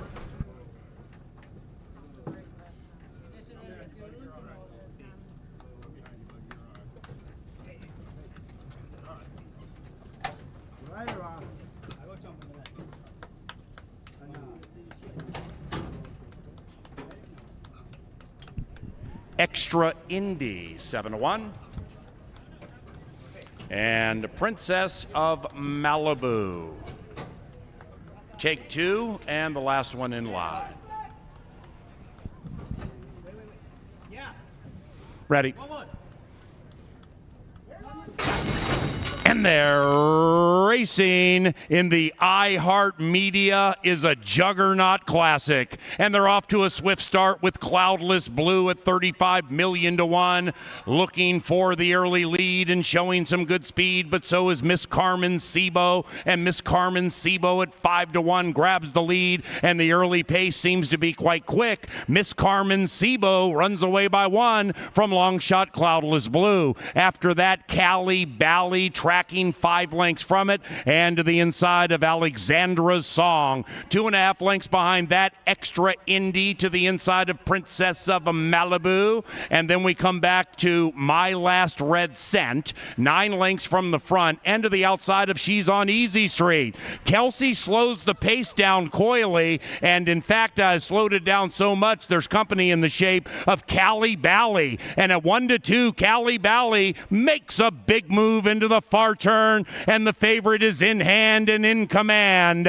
Miss Carmen Sebo is second. After that, Alexandra's Song. Then we come to Extra Indy, about 8 lengths from the lead, clear of Princess of Malibu. She's on Easy Street running on a tad. And now they're coming home. It's Cali Bally and Carmona leading it by a length as Miss Carmen Sebo is re-engaging. Outside of that, Extra Indy at 7 to 1. Cali Bally on the grind. Miss Carmen Sebo passes. Miss Carmen Sebo is the queen of race number 4.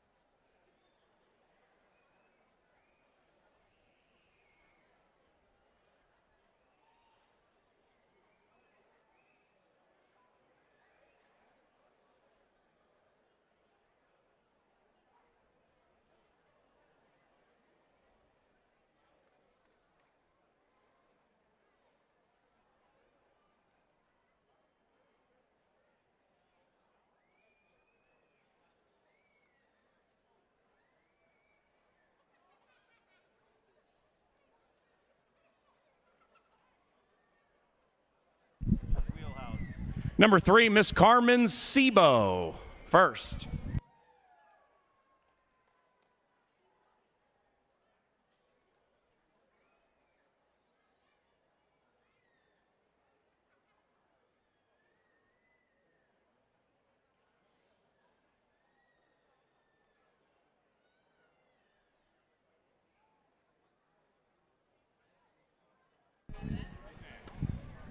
Hey, Raylyn Fields, happy birthday. Happy birthday, Raylyn Fields, part of the Canterbury Covenant.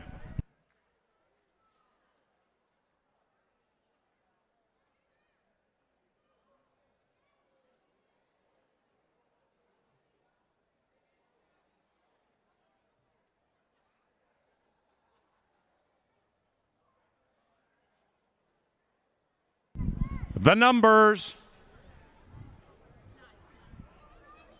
3, 286. 3, 286.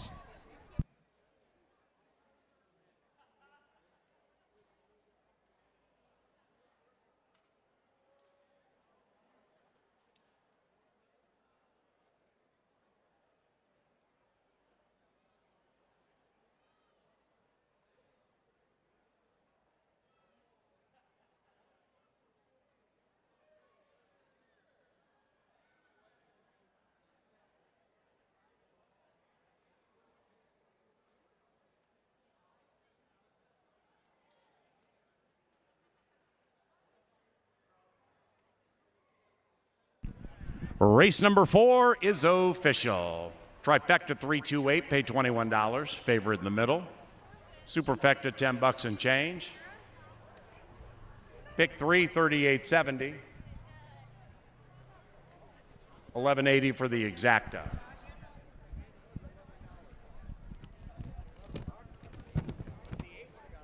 Race number 5 about 23 minutes from now.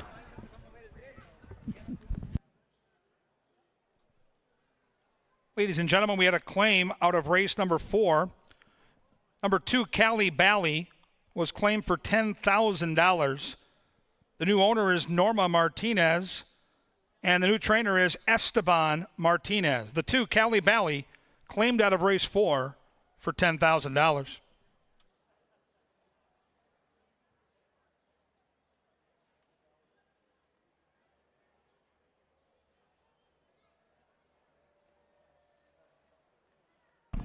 In the winner's circle, Miss Carmen Sebo and Kelsey Haar. The winning owners, Arundel Ranch, and the winning trainer, Tony Rengstorff.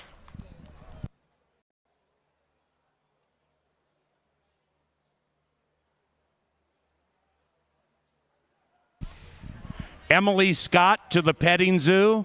Emily Scott to the petting zoo to claim your llama collection.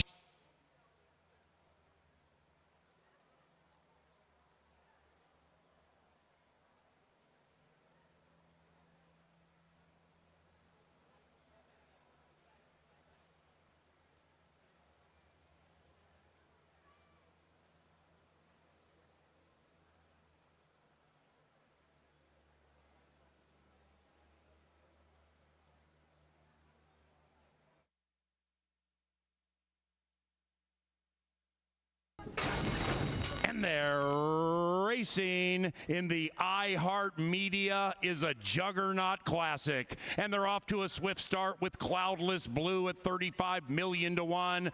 Looking for the early lead and showing some good speed, but so is Miss Carmen Sebo. And Miss Carmen Sebo at 5 to 1 grabs the lead, and the early pace seems to be quite quick. Miss Carmen Sebo runs away by 1 from long shot Cloudless Blue. After that, Cali Bally tracking 5 lengths from it, and to the inside of Alexandra's Song. 2.5 lengths behind that, Extra Indy to the inside of Princess of Malibu. And then we come back to My Last Red Scent, 9 lengths from the front, and to the outside of She's on Easy Street. Kelsey slows the pace down coyly, and in fact slowed it down so much there's company in the shape of Cali Bally. And at 1 to 2, Cali Bally makes a big move into the far turn, and the favorite is in hand and in command.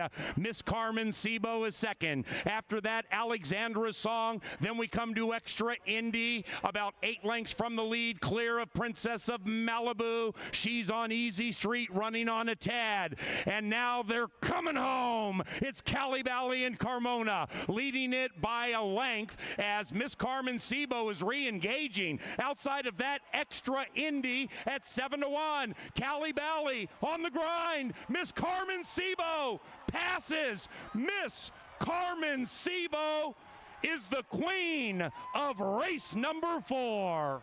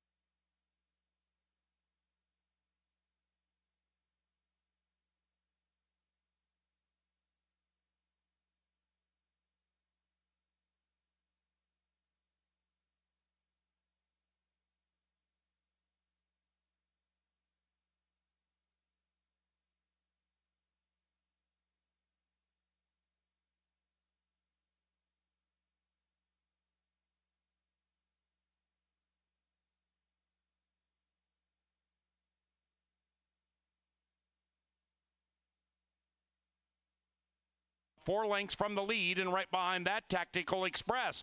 Macy Red at 7-2 battles it out with Valhalla Vixen, who's edging away by a length and a half. After that is Zong's Irish Frost. It looks all about 5-7-4 or 5-4-7, but it's 5 on top. Valhalla Vixen prevails.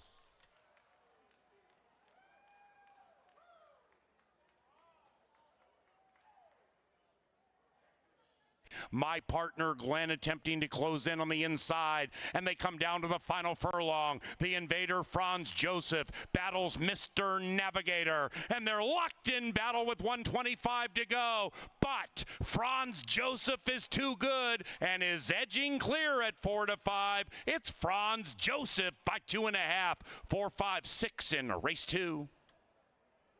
To pass. Outside of that, Proof of Purchase. Then we come way back. In fact, it's about 8-9 lengths back to Oro. 3 in a line with a furlong to go. Deposit Insurance between them, in tightly with Proof of Purchase. Ukraine Strong is dropping out of it, and we're down to the bookenders. Late charge from Booster. It is Deposit Insurance and Proof of Purchase. Here it is. Proof of Purchase.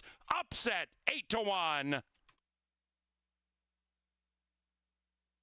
Home, it's Cali Valley and Carmona leading it by a length as Miss Carmen Sebo is re-engaging. Outside of that, Extra Indy at 7-1. Cali Valley on the grind. Miss Carmen Sebo passes. Miss Carmen Sebo is the queen of race number 4.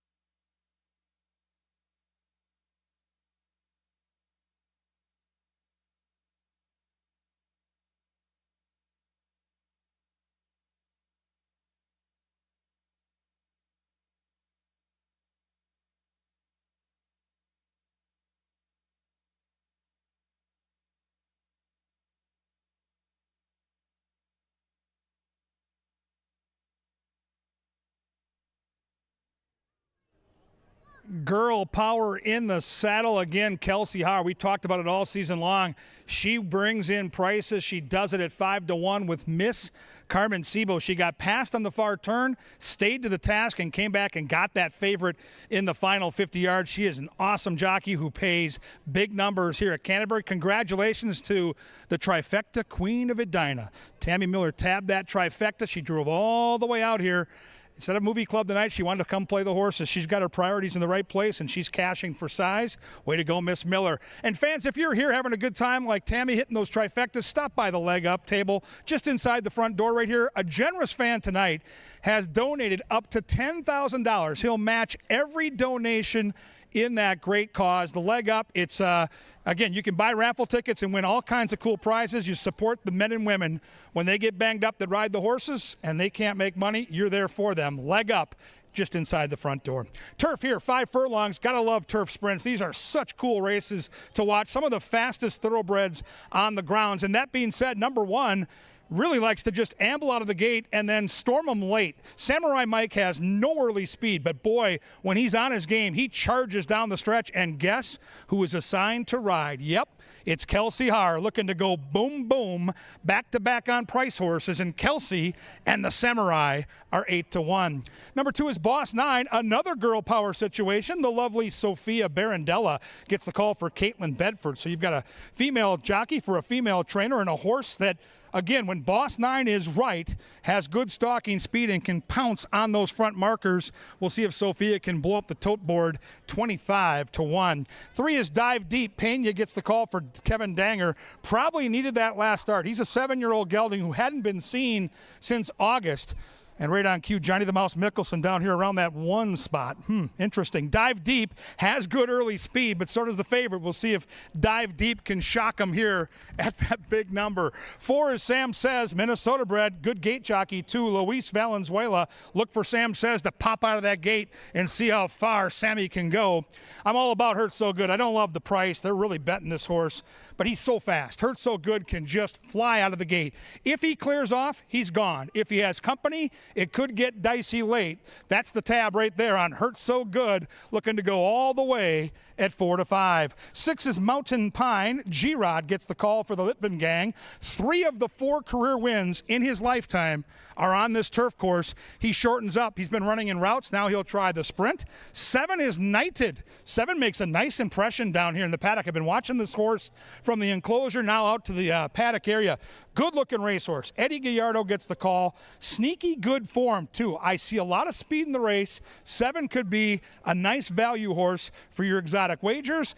Number 8 is St. Charles. Hey, our tip sheet guy is on fire. If you're not buying that tip sheet for $2, you're doing it wrong. This guy went into the break like Mac Robertson on a heater, and he's come out firing, including the winner last race. He's got St. Charles on top with Fuentes for Beeler. You've been warned. Tip sheet guy hot, horse at a price. Right now that price is 6-1. Turf Sprinter, some of the fastest horses on the thoroughbred side, and if you like speed, stick around for the final 5. They are all about speed. 5 outstanding quarter horse dashes. If you're live with us in Shakopee, get up on that rail and feel them thunder down that stretch.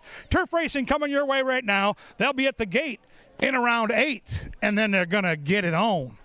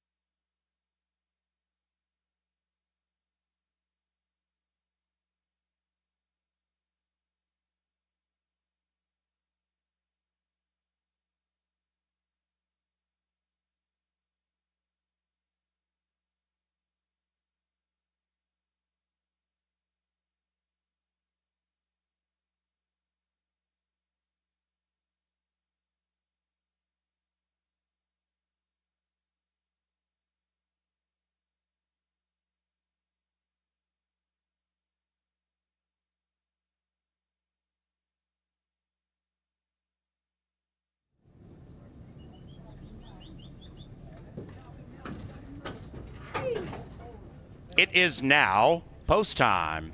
Post time for the 5th, middle of the Wednesday extravaganza. Closing race in the first pick 5. Race 6 begins the second pick 5. Canterbury has a nation best 10% takeout on our pick 5s.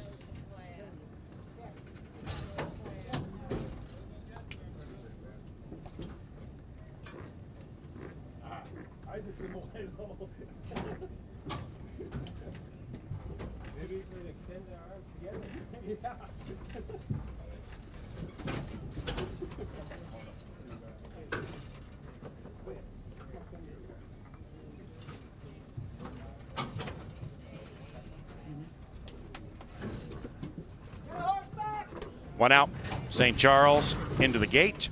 8 in the gate for a turf sprint.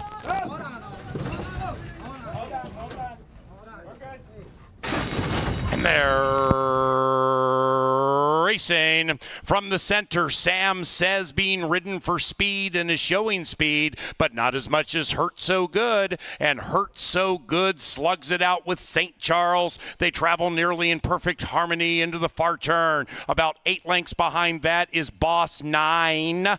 Then we come back to Deep Dive. That one is 8-9 lengths from the lead, losing ground to the inside of Knighted. 3.5 clear from Samurai Mike. The veteran is second last, and Mountain Pine is rearmost, and they have a quarter of a mile to go. Up top, Hurt So Good, the prohibitive favorite, on the grind with the lead. Outside is St. Charles. Even farther out, Sam Says, looking to make some noise. Likewise for Boss 9. Then we come to Hurt So Good, holding on by a length and change. Late charges from Boss 9 along with St. Charles. Hurt So Good is so good and wins.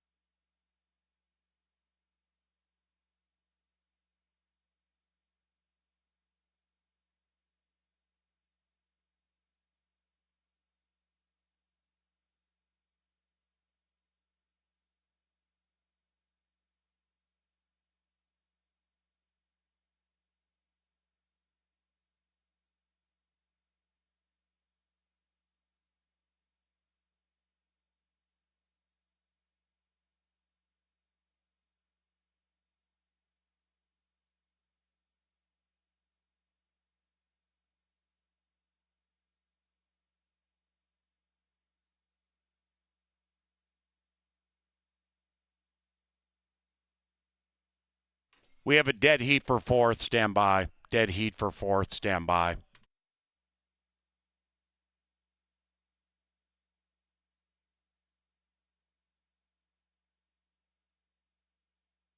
The numbers: 582. The dead heat for fourth, and the superfecta is between 1 and 4. 1 and 4 in a tie for fourth. So superfectas go 582-1, 582-4.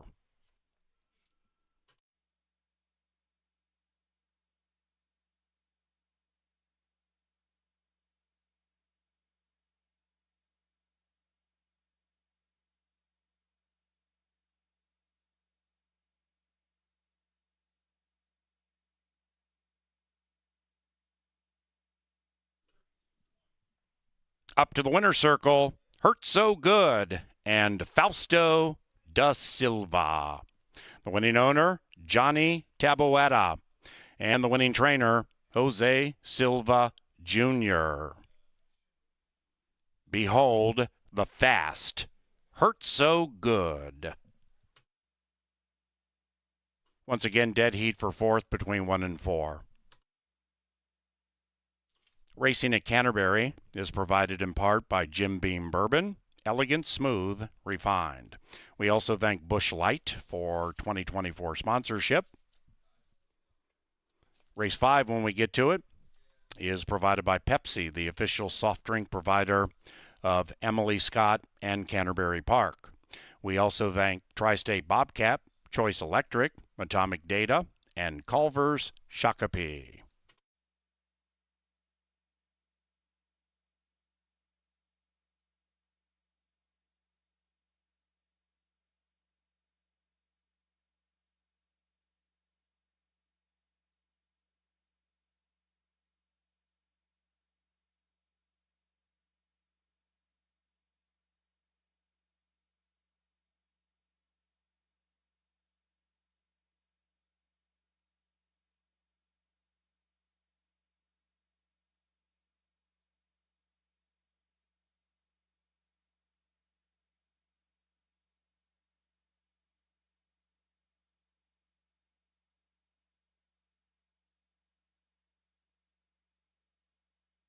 Official 5821, 5824.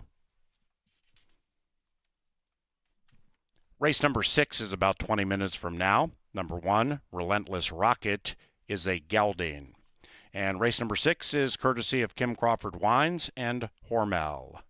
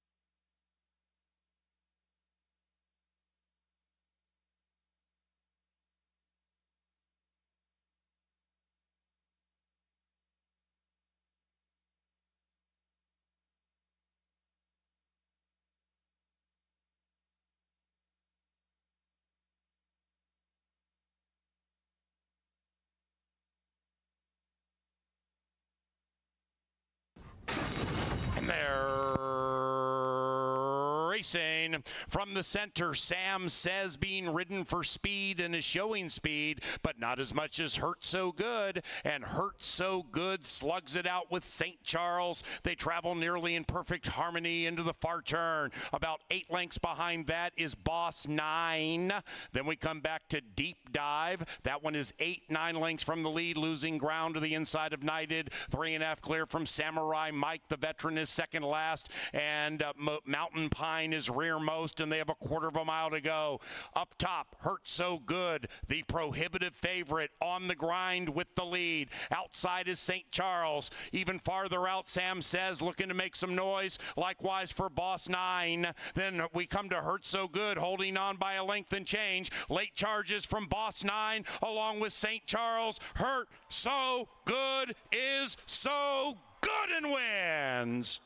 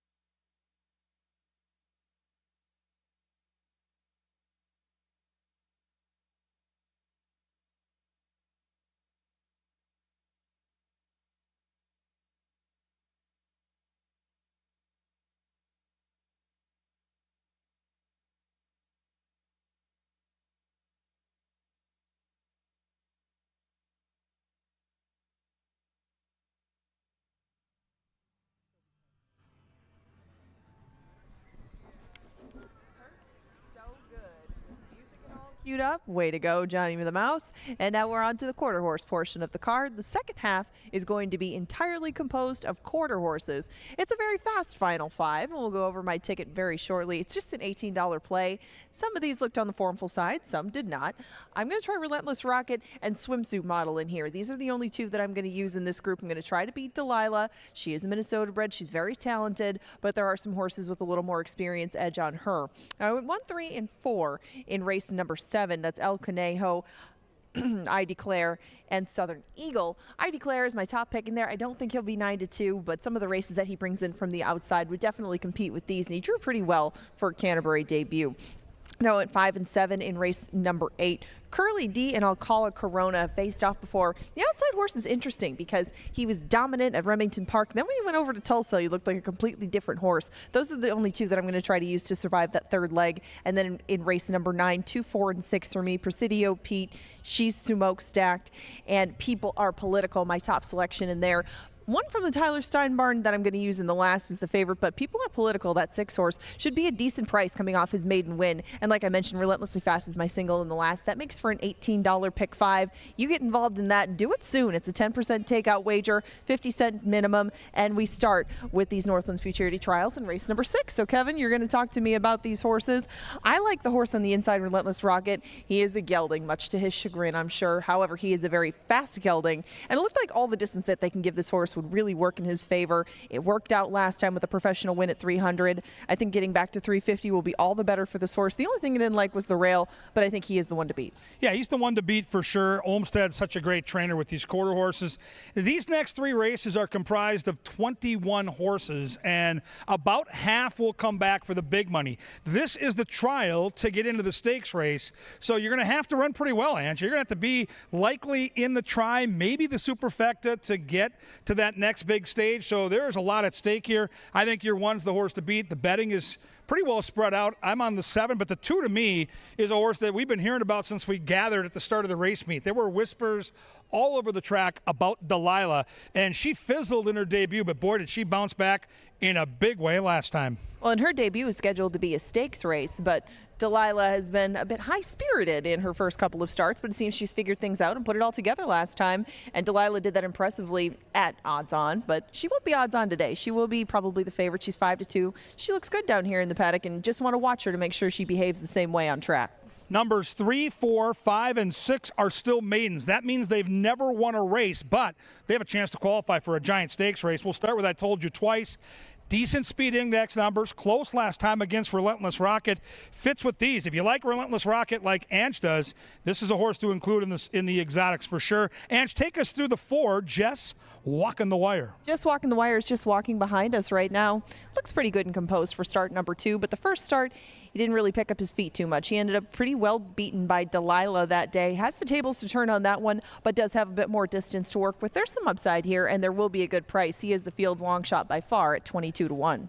The 5 is Doc's Best Dancer. She ships in from Prairie Meadows. She's raced at Remington Park as well. She's gotten progressively better with the 3 starts, but will need an absolute A effort tonight to contend. And I think the 6 is sneaky here. They're betting this horse a little bit. A maiden, Valenzuela for Olmsted. Your thoughts? Yeah, she is quite mellow. This is start number 3 for Coronado Dreamer. The problem is that the 3 horses that have beat her in those nice second and third place finishes are all back in here. Swimsuit Model, Relentless Rocket, and I Told You Twice all landed in the same trial as this filly. She does get outside again. That worked well last time. She was beaten a couple of lengths. It was kind of a goopy track. Maybe she'll appreciate a return to a fast surface, but just needs to take a little step forward to be in the mix at 9-1.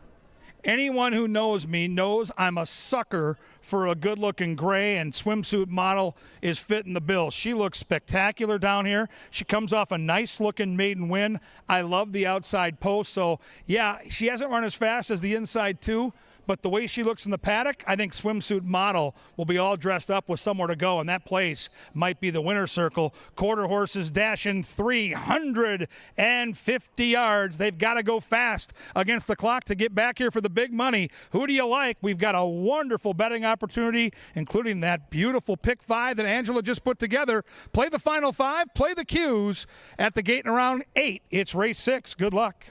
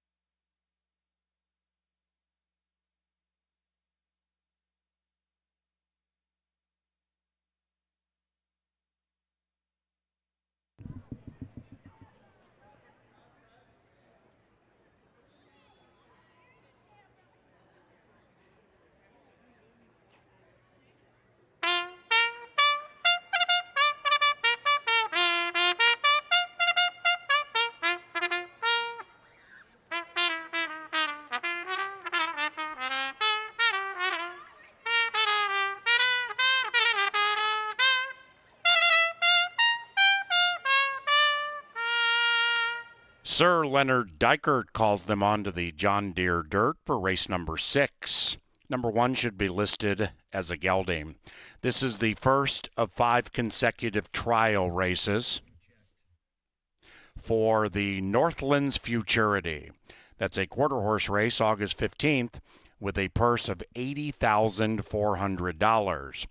Now they're racing against the clock. So over the next 5 races, the top 10 times qualify for the Northland Futurity. Race time about 5 minutes from now.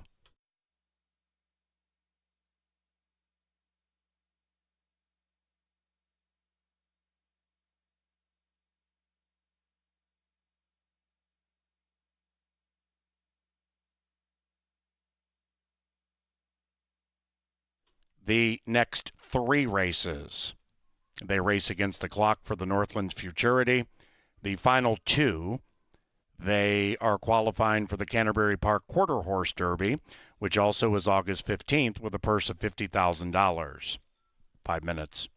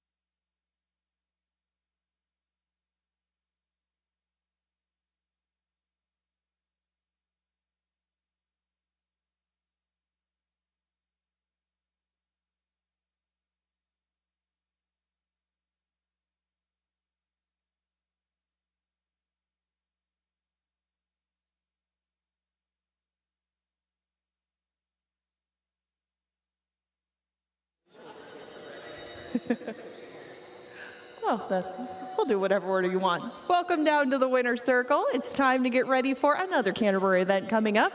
Uncorked is coming your way this Saturday, and I have a lucky wine drinker here with me who's going to try to tell me what's in front of her to win some tickets to Uncorked. What's your name? Where are you from? Carrie from Minneapolis. Your earrings are divine. Let's see if your wine taste goes with that. The Rocket Wrench earrings. You're just going to try a sample of each one of these wines. They're going to be available along with several others at Uncorked. If you can tell me what each of these wines is, you will be at Uncorked with some of the other lucky wine drinkers here. Are you ready to give them a sample? Yeah. All right, so we're going to start with the red. Taste that red and see what kind you think it is. Is it a Cab? Is it Merlot? Is it Syrah? What kind do we have? I'm going to say Merlot. It is Merlot. Well done. Well done. Yes, you do. You definitely know your reds. If anybody has Merlot, I'm leaving. No, just kidding. Now that you've had a little bit of Merlot, take a taste of the white, and if you get this right, you will be at Uncorked gratis. Okay, now is it Sauv? Is it Chardonnay? What is it? Chardonnay. It is Chardonnay. My goodness, you do know your wines. Well done, Carrie. Okay, bring those earrings, bring that wine, and bring yourself to Uncorked. Congratulations. Thank you. If you know as much about wine or you want to know as much about wine as Carrie, check out CanterburyPark.com. Get your tickets to Uncorked. It's coming up quick. It's the best event out here for the wino and your family. Yes, take it.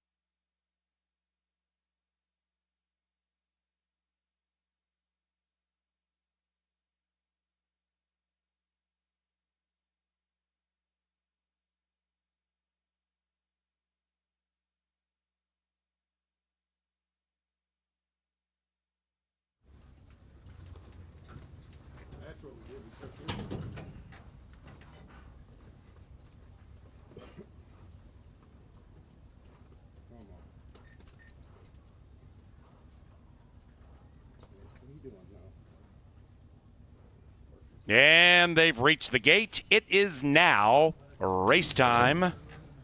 Next three, they race against the clock to qualify for the $80,000 Northland Futurity. Best of luck to all of the connections. Relentless Rocket, that's the one. That one is favored. Stablemate Delilah, 2.5 to 1. Coronado Dreamer shares a home with the 1 and 2, 12 to 1. Swimsuit Model, last in. Race 6, don't blink. And they're racing. Tough beginnings for 4 and 5. Great beginning for Relentless Rocket out of the gate like a rocket. I told you twice is firing. So is Swimsuit Model on the outside, but they are left in the wake of a keen turn of speed by Relentless Rocket. Very impressive.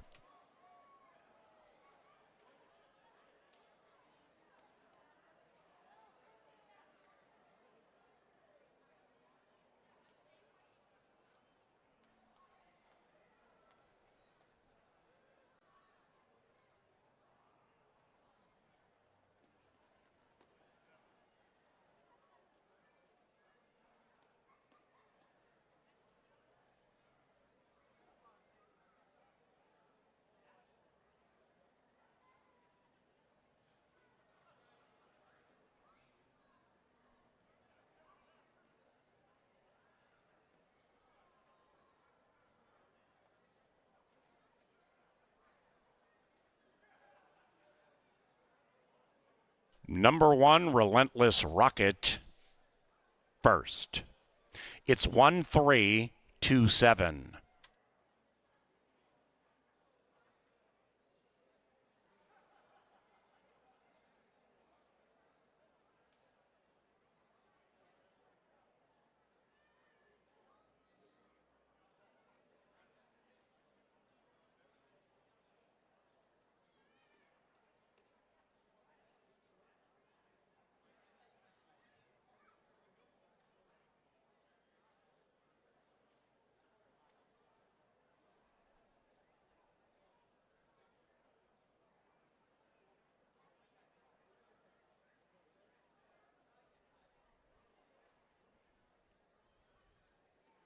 The final time, 17.873.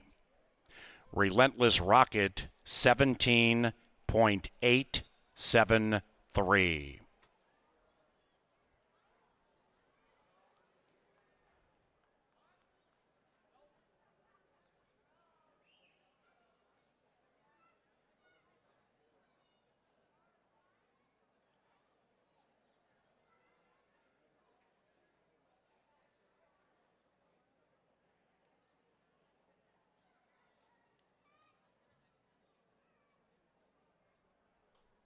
Race 6, official. Once again, that final time, 17.873. Race number 7 is also a trial race for the Northland Futurity, August 15th. No scratches, no rider changes. The 7th begins the pick 4 on the final 4 live races tonight, and it's only 50 cents. Said 7th is provided by Quick Trip and QuickTrip.com. We also thank the Minnesota Lottery for sponsorship, along with Dick's Sanitation, Armadillo Decks, and Diageo.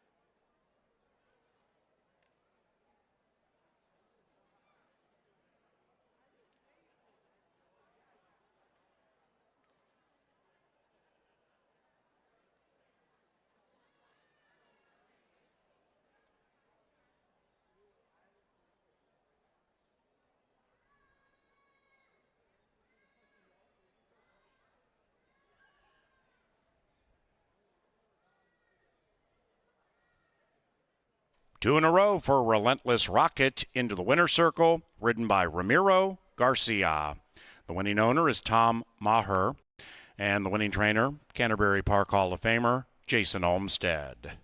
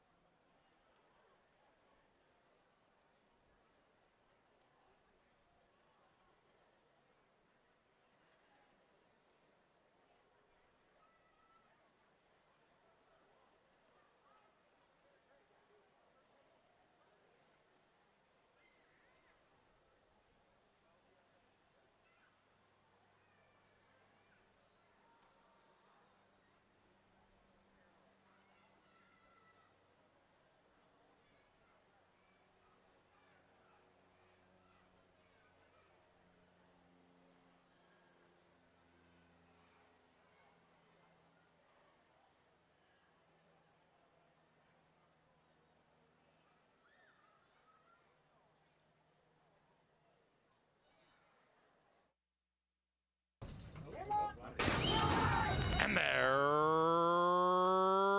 racing. Tough beginnings for 4 and 5. Great beginning for Relentless Rocket out of the gate like a rocket. I told you twice is firing. So is Swimsuit Model on the outside, but they are left in the wake of a keen turn of speed by Relentless Rocket. Very impressive.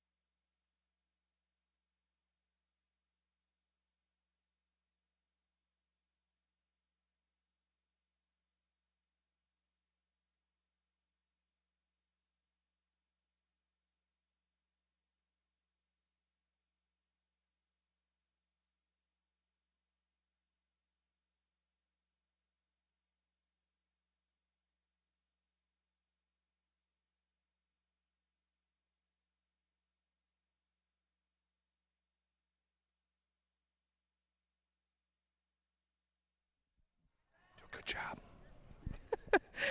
We've got another Northlands trial coming your way here in the late pick 4, starting in race number 7.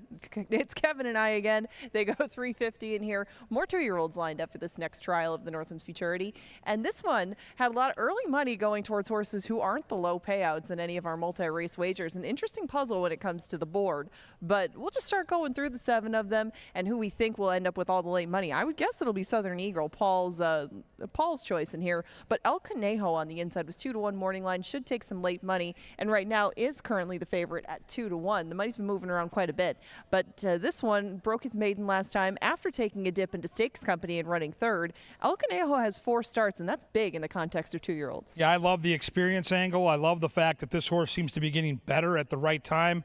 Stakes placed already against state bred competition, so I've got the one in my top 3. I don't see a reason this horse wouldn't be a part of the try or superfecta, and certainly one of the prime players to qualify here in this trial. The 2 is a first-time starter, and she's a filly here. Nice-looking filly on paper.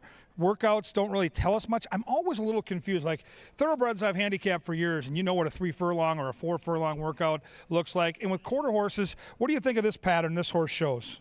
Well, there's a lot of gate works in there, so she should be at least well prepared for that part of the equation, but just naturally giving away that afternoon, evening experience to the rest of the runners in here is going to make a big difference. And the fact that she drew inside doesn't entice me much either. I mean, there's some reasons that she could be a good runner, maybe a little bit further down the road. It's just today might not be, I mean, it's not the ultimate target anyway. This is a trial, and Everest Beauty, I think, has her better days obviously in front of her, and she's not taking a whole bunch of money right now at 9-1 on the board. But my choice, I declare, it was 5-2 right now, moved up from the even money that she opened at, and she started off her career very early down at Remington Park. I mean, she was running in late March, and I declare was running better than it looks on paper, really. She did get her maiden win via disqualification in start number 2, but I declare is another one that has a bit of experience and has experience against some good horses to draw upon, and I declare has got better out of the gate too. There's just been improvement from this filly in each start, and I can see why she is 5-2, but I would expect that price to maybe even go up. Yeah, we're both on this horse. I like the price we're going to get. Horse looks just fine in the paddock. But Jeff Madej and I were talking on our way to the paddock, and he's one of our resident quarter horse experts, and he is bullish on the 4 Southern Eagle. We've got Superstats Dave, our tip sheet guy. We've got our track announcer, Paul Allen. Southern Eagle comes off an impressive win in the slop. These are completely different circumstances, but boy, he sure looks like a horse that's really trending in the right direction. Well, yeah, he caused a little bit of havoc. He was drifting out a little bit in the stretch and veered into the runner-up that day, but still got the job done and did it with a great break. That was a big step forward for him from start 1 to start 2, and Southern Eagle will not be 7-1 by the time all is said and done. Much, much lower on the board. Another Olmsted trainee is right next door. Our running Jesse tried that goopy track last time around. He was in that same race as Southern Eagle, but he was a few lengths in arrears to him. Didn't take as much money. Has some making up to do on that one, but is another one that took a slight step forward. Maybe usable in exactas and tries? I think so. This is a 350 race. That was a 300 race. The horse seemed to be getting better as the distance went on, and I think a fast track also, going from a sloppy track, there could be some sharp improvement. You get a good gate jockey. You're getting Jason Olmsted, who's a tremendous, tremendous trainer at a fair price. The 6 isn't taking money at all. This is a new episode of Fire, and this is a Remington shipper. You got to pay attention to Remington shippers. Well, a new episode of Fire didn't break well in either one of those first 2 starts down at Remington Park, so we really don't know what we're working with this filly. A new episode of Fire didn't make up much ground, didn't lose much ground, just kind of ran evenly in both of those after, again, tardy breaks. She's another one that's got to take a big step forward in a hurry. The works didn't really indicate that this one has a whole bunch more than she's shown in the afternoon, so some question marks, but again, a healthy price to go with her, and the outside filly looks to stay perfect 2 for 2. Yeah, this is another one of those Olmsted horses. We both have the race 3, 4, 1, 7, so we both think the 7 is a contender, but we both technically picked against it if you look at the board right now. But outside post, Olmsted, Garcia, I mean, there's tons of positivity there, and the horse is taking money at 5-2 inch, so certainly a prime player. And she's definitely tugging her way around the walking ring rather than walking around here. Has good energy for start number 2. She could get better off that first start. She'll need to a little bit, but right now she, again, is taking money, like Kevin mentioned, at 5-2. This is the start of the late pick 4. That's a 50-cent minimum wager. You got pick 3s, doubles, exactas tries, and 10-cent supers if you want to bet on this one. You got 7 minutes to do so. Rather even-looking board by the looks of things, and Lynn Dykert brings the second of 3 Northlands trials onto the track.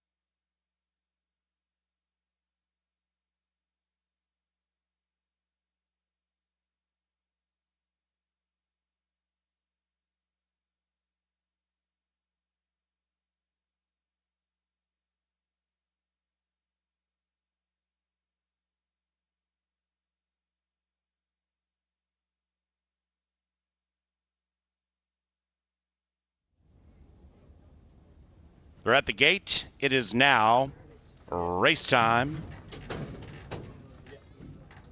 Second of 3 time trials for the $80,400 Northland Futurity. That's our signature quarter horse race each and every year. 10 of them qualify. El Conejo, 2.5 to 1. I Declare, 2.5 to 1. She's Hell Bent, 2 to 1. Heading on the fast track in the center of the track, and Southern Eagle prevails at 2 to 1.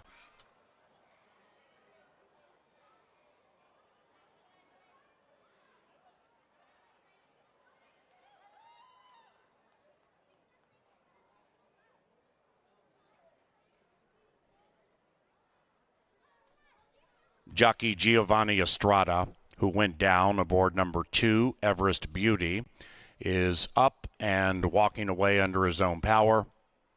So that's good news. We have a slight limp. But it's good that Estrada seems to be no worse for the wear. Currently, it's good that Estrada seems to be no worse for the wear. Currently spending time with our starter, Oscar Quitos. And number 2, Everest Beauty, has been detained by one of the outriders. Stewards are going to take a peek at the start. 4175 is unofficial.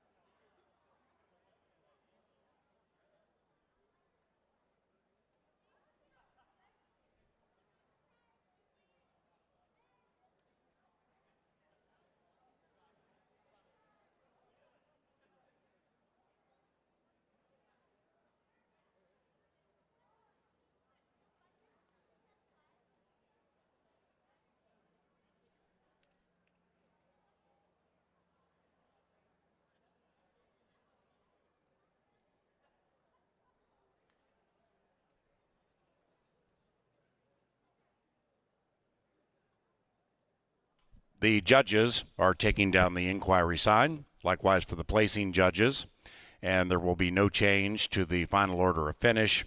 Number 2, Everest Beauty, broke out of the gate and unseated Giovanni Estrada. And that's pretty much what happened with the rider for number 2. Gate opened in unison with the rest of the field. There was no flipping halter problem involved. And sadly, Everest Beauty unseated Giovanni Estrada, who once again seems to be okay. Bounced out of it with a limp, but seemed to be okay. Final time, 18.23. To the winner's enclosure, Southern Eagle and Armando Alvarez. The winning owner, Brenda Reiswig, and the winning trainer, Jason Olmstead. Race 7 is official. 18.23, the final time, which is behind Relentless Rocket, who won race 6 at 17.873.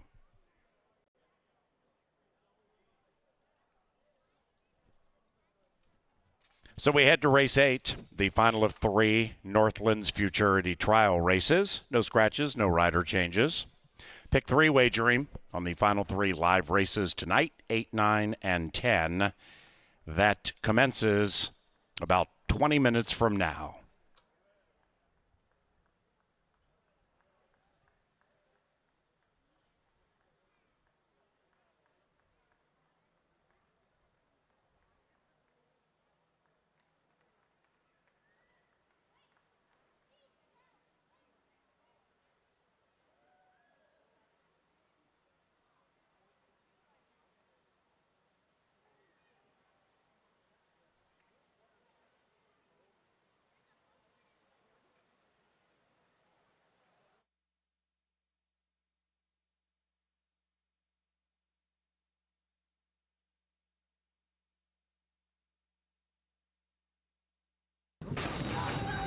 And there they go. Now the rider was unseated for number 2, Everest Beauty. Please hold all tickets. There will be an inquiry. El Conejo won the start. Southern Eagle is heading on the fast track in the center of the track, and Southern Eagle prevails at 2-1.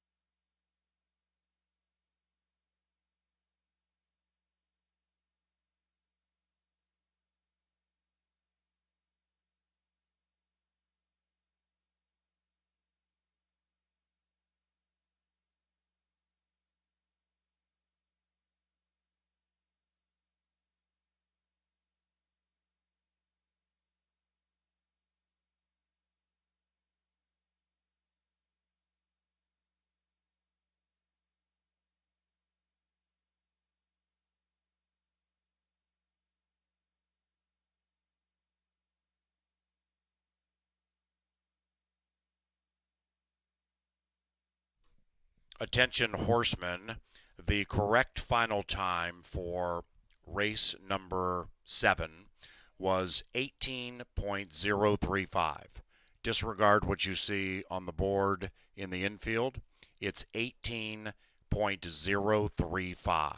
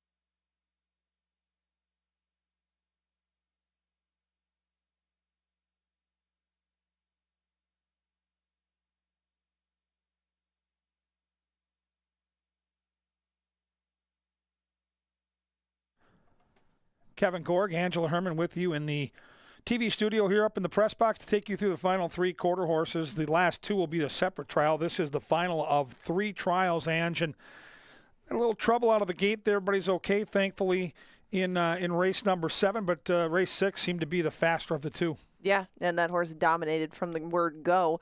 It'll be interesting to see who comes out of there and where they would draw into the final, because that made a big difference last year for me in the final at the Northland Futurity. But Relentless Rocket is proving to be a very tough professional 2-year-old.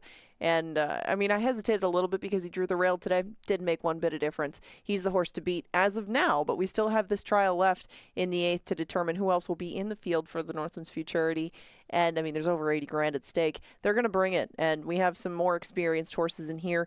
Maybe not as many first-timers, not as many horses that could cause some chaos. So we'll see what they really have to offer and who's going to complete the field. Anything you notice with the early money here on the betting board? There's a ton of money on the outside horse, and he is not going to be the favorite if the Will Pays have any determination on it. He will be the second choice, but I was curious to see what we would see on the first click with Alcala Corona, because he was really, really good at Remington and then really not so good when he went to Tulsa. We'll talk a little bit more about him as we get through the line, because this is one of the 2 horses that I used on that late pick 5. He's one of the entities that I really like in here, but Alcala Corona could have gone one way or the other, but at least somebody likes what they see with him. On the other end of the gate, you do have a one-time starter named Relentless Mogul, just ran behind Relentless Rocket, her stablemate, and right now you get 17-1. This is the one cool thing about these trials with so many of the 2-year-olds from the Olmsted camp going. You'll see them at prices you normally don't get the barn at here ever, and 17-1 is one of those numbers. Do you like the one whatsoever, being that if he does stay, or if she does stay at that price, she's a giant overlay? Yeah, I'm with you. I've got the race 5, 7, and 1, and if you keep these odds anywhere close to where they are right now, I'm going to play this horse, because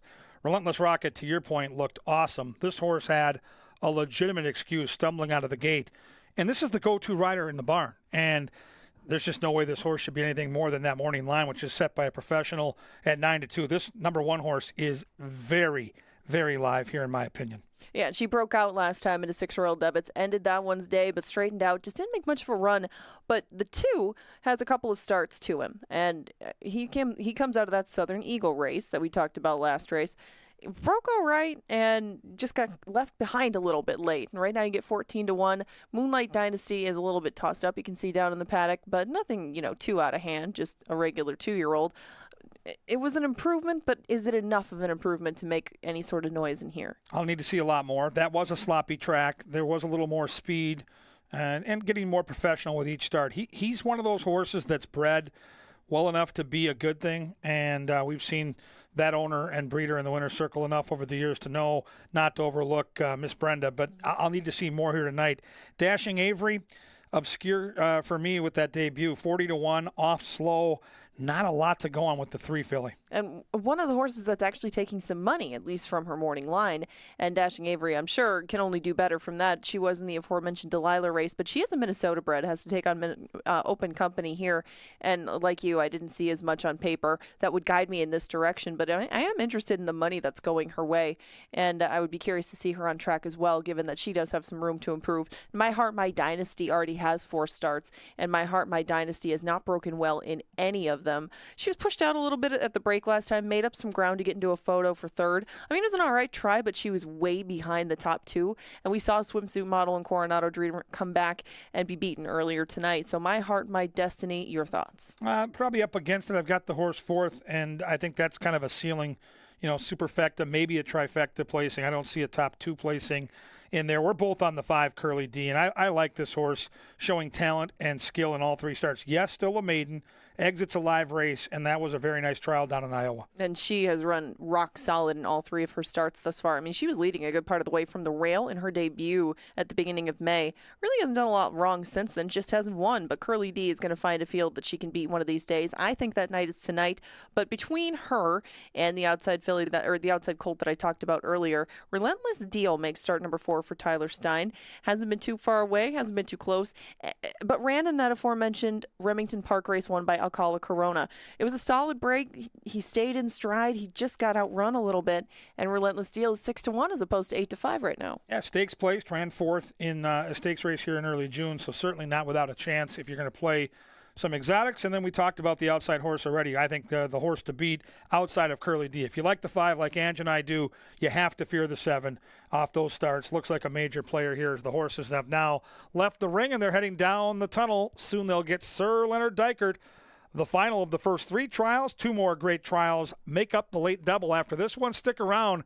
These quarter horses run deep into the night. We'd love to keep you right here at beautiful Canterbury Park.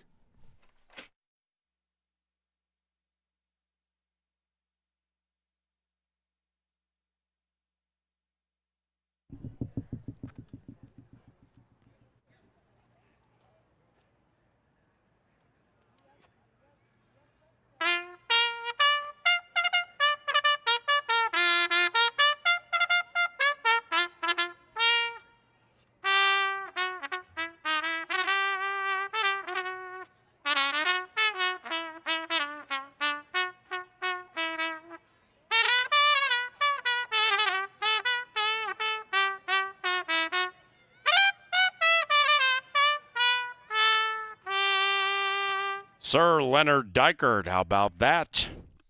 Onto the track, the John Deere Dirt for race number 8. We have 3 to go and a pick 3 to commemorate said trio. No scratches, no rider changes. Good luck here to the connections for the final Northland Futurity trial. 5 minutes.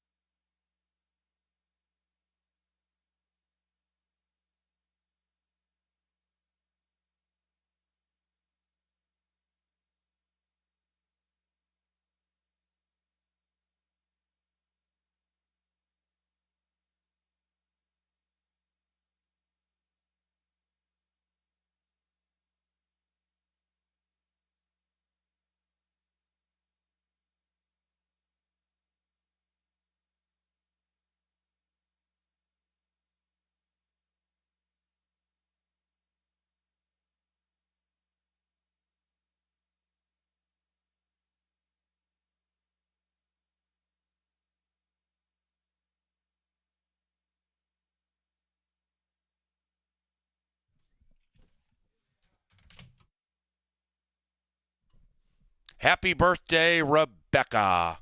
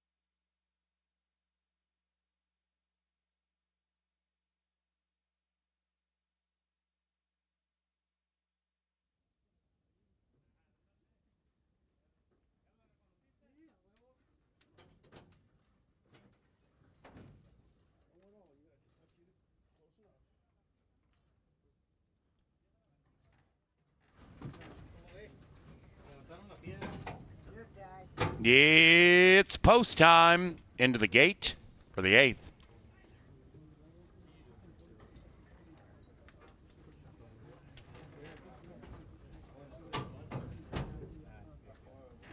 Here comes the final Northland Futurity trial.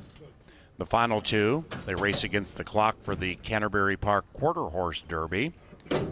That's a $50,075 quarter horse race, August 15th.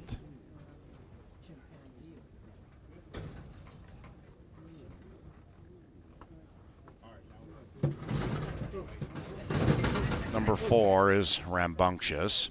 Curly D is even money. Alcala Corona, 2.5 to 1. Those two are far clear from the others in the win wagering.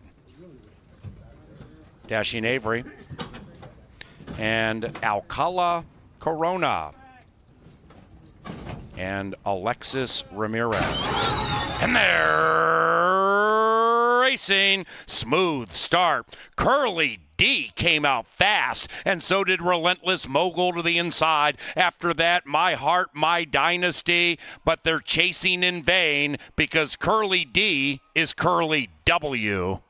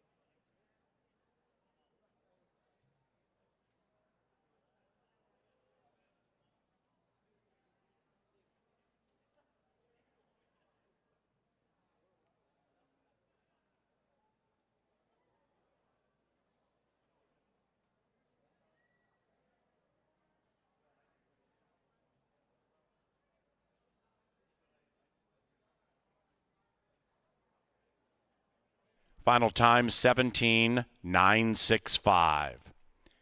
17.965.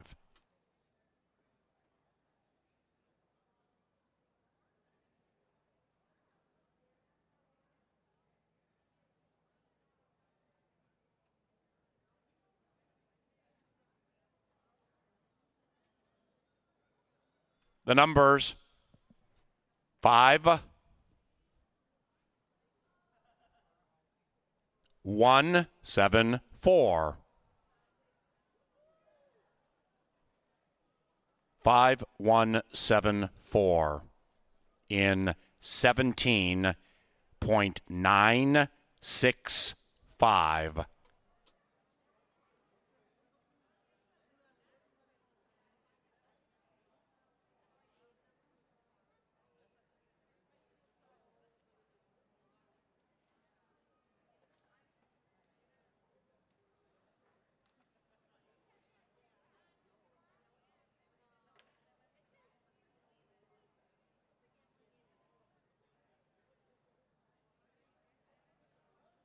Official. Exacta $10.70. Trifecta $11.25. It was chalk all odds. Pick 3 paid $22.70. And the superfecta paid just a shade under $7. Double $14.60. Race 9 is the penultimate, and it's the first of 2 Canterbury Park Quarter Horse Derby trials. No scratches, no rider changes. Post time about 20 minutes from now. We thank Continental Diamond and JTR Roofing for 2024 sponsorship.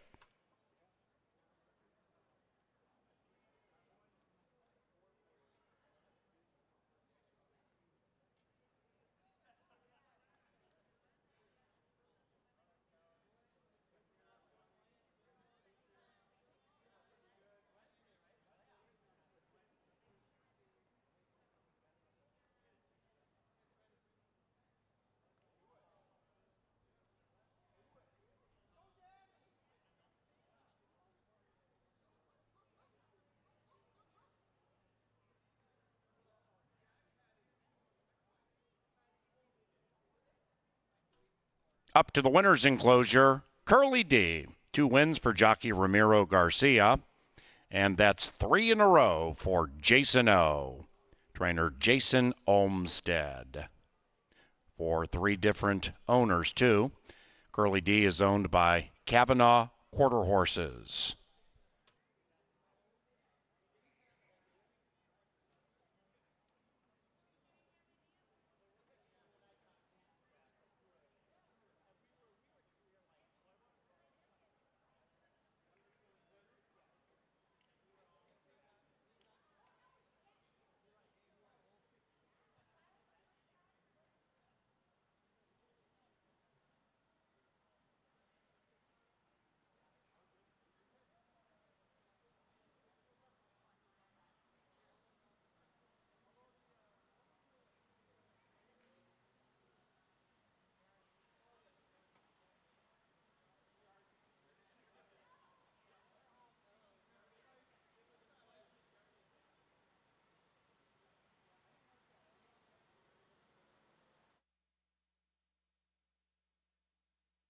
And they're racing. Smooth start. Curly D came out fast, and so did Relentless Mogul to the inside. After that, My Heart, My Dynasty, but they're chasing in vain because Curly D is Curly W.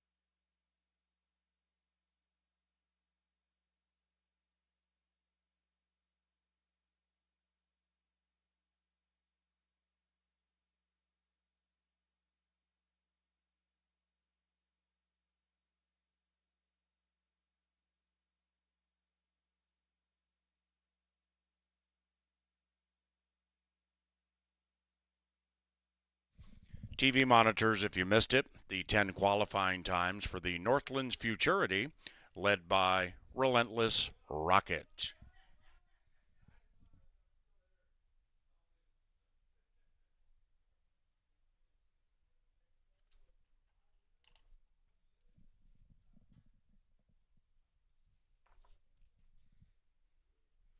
We have a rider change in the 10th race being announced for the first time. Number 4, Sassy Frass T, now will be ridden by Fernando Fonseca Soto. That's in race 10. The rider for number 4, Fernando Fonseca Soto.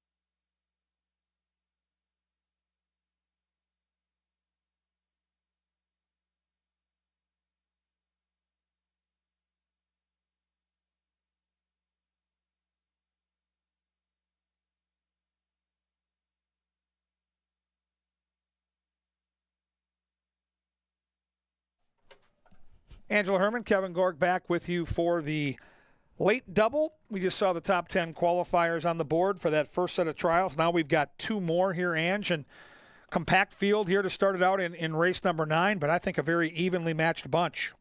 Oh, well, yeah, the Canterbury Park Quarter Horse Derby is coming up with these couple of trials, and I thought it was an evenly matched group. I mean, at least this first one, and the big X factor in all of this is 400 yards. A lot of these have not gone 400 yards before or have not won at 400 yards before. And this will be a test for horses who have excelled at shorter distances, 250, 300, even been stakes horses at shorter races earlier in their careers.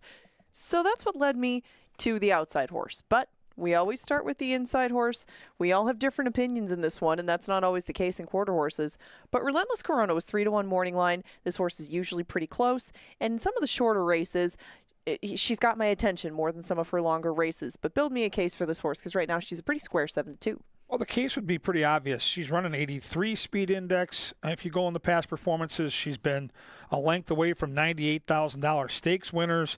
She comes off a race where she ran a 74 index number, albeit a lot of these races are at shorter distances, so the 400 is a question. But some success at 350. It's an Olmsted horse, so anything Jason Olmsted puts in a quarter horse gate, I'm paying attention to, whether it's here, Prairie Meadows, or beyond. So, yeah, you can take this horse and try to beat it at your own peril. It's on my Pick 5 ticket, which is alive. We need some value. Maybe this horse will provide that. Paul Allen likes Presidio Pete the 2, and this horse looks sneaky on paper. Presidio Pete took a ton of late money last time. I remember, I think, maybe even 2 minutes to post. He was still in the 9-2 range, something like that. Took a big late hit, went off at just south of 2-1. Was the big favorite. He was a little hot and agitated going into the gate that day. So he's one you're going to want to take a look at, see if he's handling this night a little bit better, because it is cooler out now. It's still nice and warm out. I mean, it's Canterbury summer, but it has cooled off tonight. So do keep an eye on some of the horses as they warm up and get ready for this. These are 3-year-olds, shouldn't be as much of a factor into it. But Presidio Pete is one who I think will adore this distance and beyond. We saw him try 400 back. That was at Remington Park. That was against non-3s.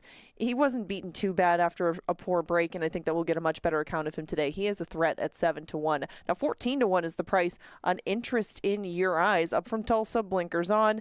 This one is still a maiden, but some of the races at Arapahoe last year would give you some hope that this horse might turn things around, but it would be quite the ask, I suppose, in current form. Yeah, the Blinkers On is intriguing for sure. The maiden, though, has work to do against proven winners. Maybe a slice, but boy, on top would be ambitious indeed. I'm on the 4. She's smokestacked. And you know what? This horse last time out showed me something. Went back and watched that replay. Was in a duel in the middle of that race and just dug in late. Garcia takes the mount. It is Olmsted. It is a horse that's won at 400 yards. And I think that matters when you're going this distance. We go back to November at Will Rogers. That was a nice field, a nice effort, in an 81 index number. I have the 5 in second, Party Like a Rock Star.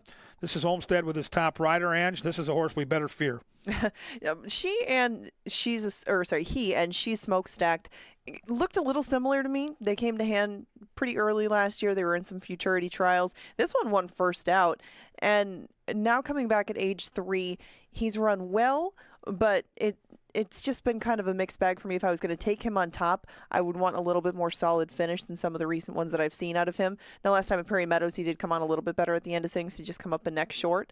But I thought the Party Like a Rock Star would take a lot more money than he is at the moment.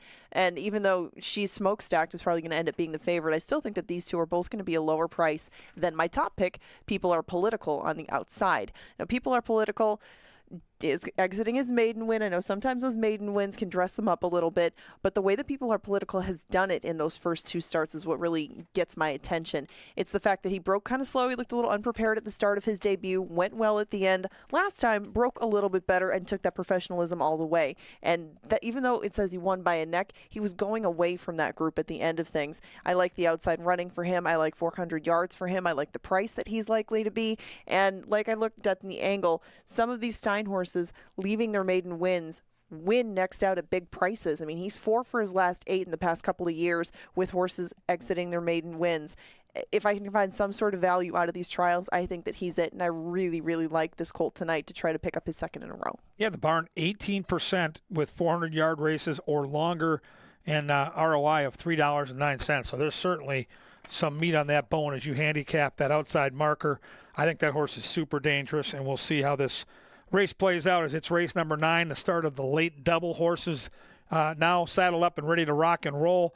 Ange is on the 6. I'm on the 4. Paul Allen, third member of the Steam team, is on that sneaky 2. Who do you like? Get your double bets in. These last 2 races, they're competing for a spot in the gate in the Canterbury Park Quarter Horse Derby. It's going to be awesome at the gate in 7. Good luck.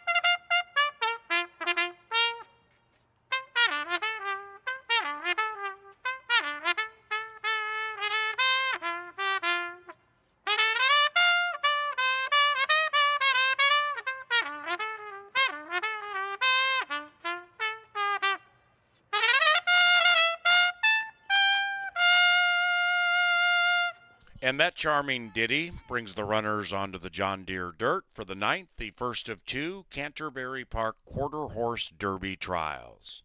5 minutes.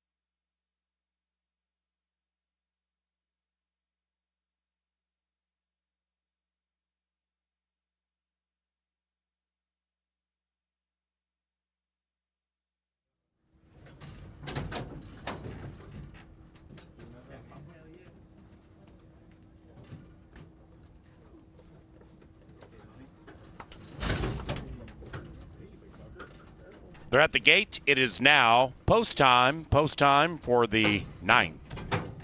The hot favorite, She's Smokestacked. That's number 4. The rider looking for 3. The trainer looking for 4. And they're racing. Tough beginning for Relentless Corona. Pinched back to last. She's Smokestacked came out fast. So did Prezito Pete to the inside. Outside of that, Party Like a Rock Star. 4 and 5 to the line together. She's Smokestacked. Indeed.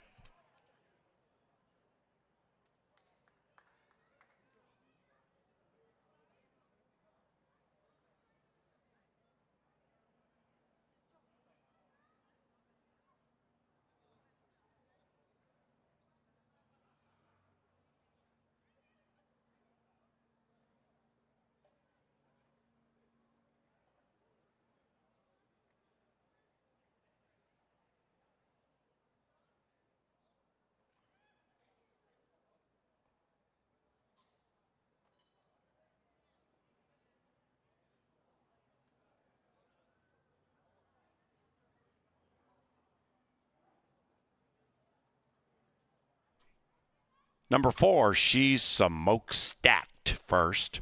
It is 4-5-2-6, and it's unofficial.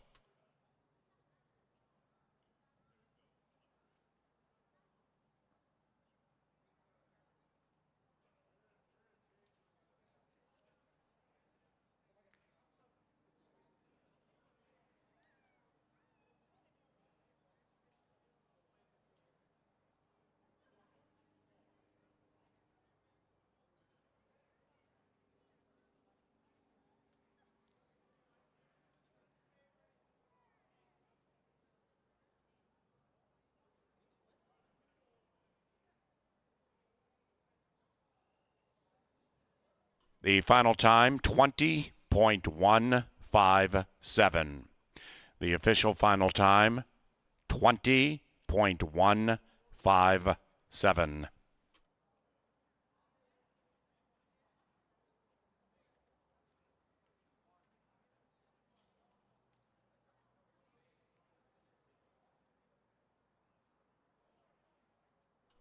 Race 9. Official. The 10th is our final live race. It's also the final Canterbury Park Quarter Horse Derby Trial Run. Number 4, Sassafras T, is to be ridden by Fernando Fonseca Soto.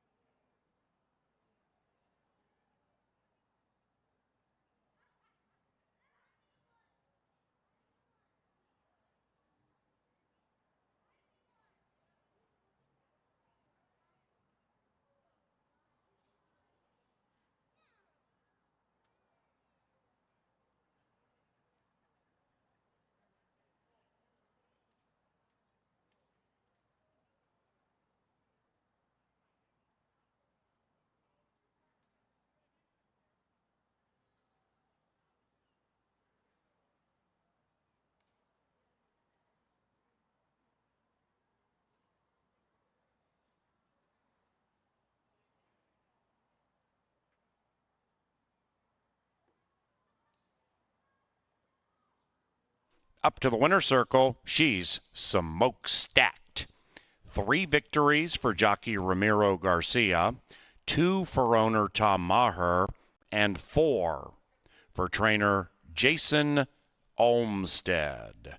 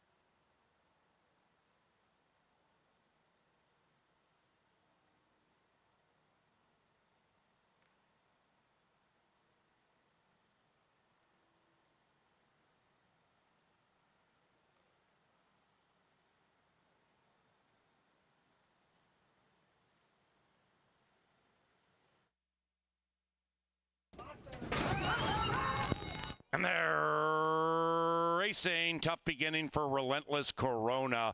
Pinched back to last. She's Smoke Stacked. Came out fast. So did Prezito Pete to the inside. Outside of that, Party Like a Rock Star. 4 and 5 to the line together. She's Smoke Stacked. Indeed.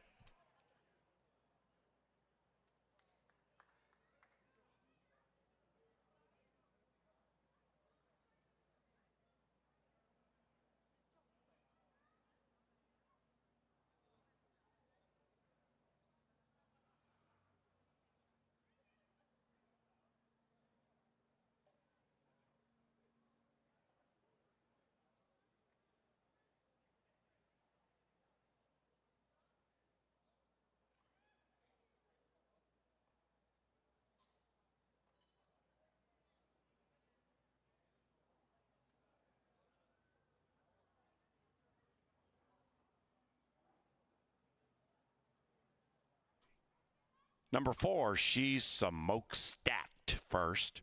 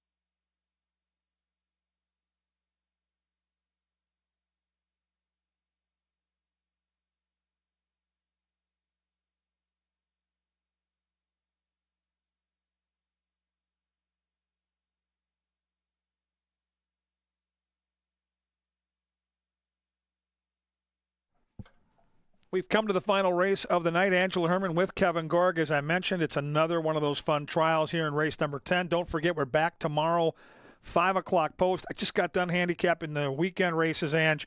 One of the real silver linings to taking that break in the middle of the summer is these horses now have had a freshening in big fields all week long, specifically this weekend. Saturday and Sunday cards are unbelievable. Make plans to join us. Yeah, you should. We've got plenty going on this weekend, too. We've got Uncorked, we've got Doodles, we've got Poodles, we've got full race cards.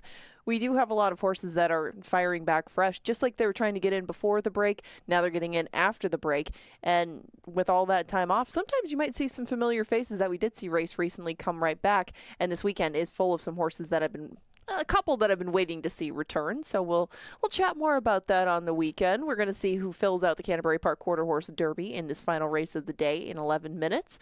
And then we got a grade 3 tomorrow, too. We got a grade 3 quarter horse race with some of the fastest fillies and mares taking each other on here to see if maybe Jason Olmstead can keep that streak going. He's had a heck of a night tonight. And it comes down to the last where he doesn't have everybody involved. I think that he can get beat by Relentlessly Fast, but let's take a look at this before we turn the page to Thursday. The 10th, we changed the jockey on number 4, Sassy Frass T, to Fonseca Soto. That's the only change that we have in here. And once again, the three of us are on different horses, but Avery's Treasure, the gray on the inside, will be the first one that we take a look at. Tell me more. Olmstead trains, so right away you have to kind of raise your eyebrow and say, okay. Twice at this distance of 400 yards, a second and a third, so the distance I don't think will be a problem. In fact, if you like Sugar Rush, and I do, and a lot of people I think will, this horse photoed with Sugar Rush back in early June at this exact distance. So if you're looking for maybe a little upsetter, maybe a little value on the board, I've always liked Luis Valenzuela with the quarter horses, and he shows 22% winners, so I would not overlook the one. Relentless Robin is a horse that we both have third. It's another Olmstead horse. It's Garcia. It's a horse off an impressive win, and it's Paul Allen's top pick. It is. And, she comes in off a very gutsy win. She held on by a neck over her stablemate Relentless Mini. She broke really sharp, and she moved over a little bit towards the middle of the track. She outgamed the runner-up that day. She did so at odds on. She did everything right. Now, that was an on-2 allowance. When she's taken on this sort of company in the past, she's been close, but she's also run behind Relentlessly Fast a couple of times when he was putting together his spectacular Canterbury 2-year-old campaign. And Relentless Robin, I think, hasn't necessarily taken big steps forward since she's turned 3 or even later in her 2-year-old year, but she hasn't declined either. And this one has a little bit of seasoning on, well, actually, she doesn't have any seasoning on anybody. She's got 2 starts. She's got a little more freshness, I meant to say, than some of the other ones in this field. She started 3 times this year, and her best races by far have come here at Canterbury. So I can see why you would like Relentless Robin. I can't see why she would be 3-2, but she won't be by the time all is said and done. Relentlessly Fast should be your heavy favorite by the time they get to the gate, but Relentlessly Fast deserves to be that based off some of the races that he's put in both up here at Canterbury and the better than they look races that he's put in at Remington Park and Prairie Meadows this year. Even that first one of the year was a really good 5th, even though I know it's a 5th out of 6. He hung with that group for quite a while, and they were nice horses. The horse that beat him last time, Deutsch, is a Patrick Swan trainee who's won many races, has won up here, and Relentlessly Fast was able to keep contact with a lot of these very nice allowance, borderline stake sort of horses, and obviously really likes it up here. Relentlessly Fast won the Northland Futurity last year very gamely by a neck. He beat Relentless Robin in the process. He beat her in his trial, and everything about this race really fit that well for me, where I had to take him on top knowing he'd be a short price, and he should be by the time they get closer to the gate. Yeah, 2 back, that 95 index number stands out like a sore thumb. 3 for 4 at Canterbury, to your point. I think Relentlessly Fast is going to lead this race for a long, long time. I happen to think the 6 is going to gobble him up in the final strides, but it's a really cool race to handicap. Tough to make a case for the 4. It is Vic Hansen, and when he wins, sometimes with these cues, they're big prices. He's an excellent conditioner. This would be a big upset. I have tried her in the past. I really have, because she's had some bad luck. And she couldn't figure out really how to break off her left lead earlier in her career. Not that matters as much with quarter horses, but she's been breaking better this year. That's been a big key for Sassy Frass T. You look at all of her races as a 2-year-old as opposed to her races as a 3-year-old, and she's figured out how to get out of the gate. Now, bringing that up here and taking it on with winners here and at Remington has not gone very well for her. This is going to be another big bite for her to chew off, but Sassy Frass T will be a very good price in the process. Right now, she's 11-1. Would expect maybe that to go up. And again, Fonseca Soto takes over the riding on her. She just needs to get a little bit better to compete with these. Yeah, I agree. And then we got the maiden here in the post 5. And listen, Navarrete, Olmsted, you got all kinds of positives. But for me, 0 for 5 over this surface and 0 for 1 at the distance. And it wasn't terrible at 400 yards back in November at Will Rogers, but this would be a big, big step up. And this is another one who's competed with some of these in the past. You know, she was on the trail to the Northland Futurity. She didn't make the final and has been swimming around the maiden ranks since. Been getting close, but she is still an 0 for 11 maiden. And Relentlessly Sweet is not flattered by the fact that people are political, just came back and was not able to keep pace with some of these. That's the horse that beat her in her most recent maiden voyage. Relentlessly Sweet is 17-1 for a reason, but 5-2 on the outside for Sugar Rush. This is your top selection. Tell me how he beats Relentlessly Fast. He grinds it out, man. This is a horse that you go back and watch these replays. Sugar Rush just gets better as the race goes on. Just keep grinding, keep trying. Looks good right there on your television monitors. I get it. The 3 is fast. The 3 is likely going to be the horse to catch. I think Sugar Rush gets there in the shadow of the wire. I love this horse. I think Sugar Rush is going to gobble up the ground at this 400-yard distance, and that's the beauty of quarter horse racing.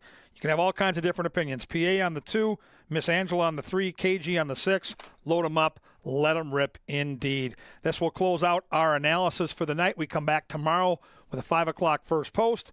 We race all weekend with those giant cards. Make sure and join us, and if you want to simulcast, oh, yeah, Saratoga and Del Mar. Good. Have fun.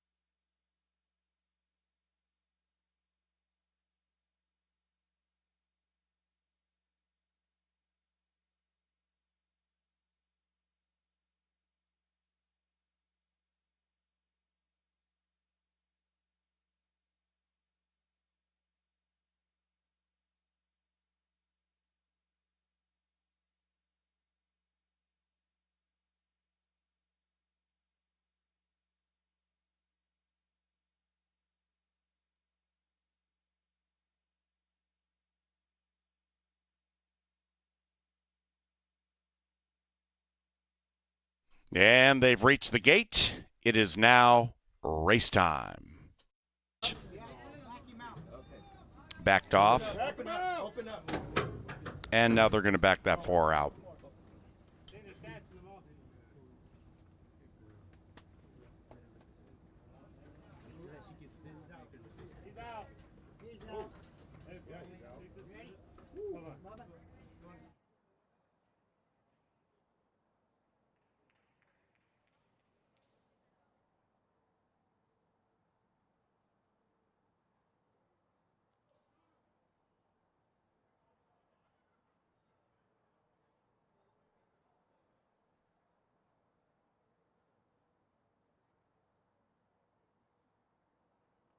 Ladies and gentlemen, scratch number 4, Sassy Frasty. Number 4 is a late scratch, meaning refunds are available right now involving number 4 with win, play, show, trifecta, and superfecta wagers.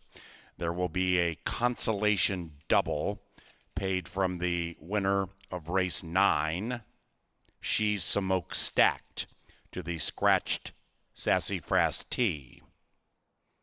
Pick 3, 4, and 5 wagers, including number 4. Head to the starting favorite in race 10. Number 4, Sassy Frasty, is a late scratch, and your refunds are available right now if you would like to rewager.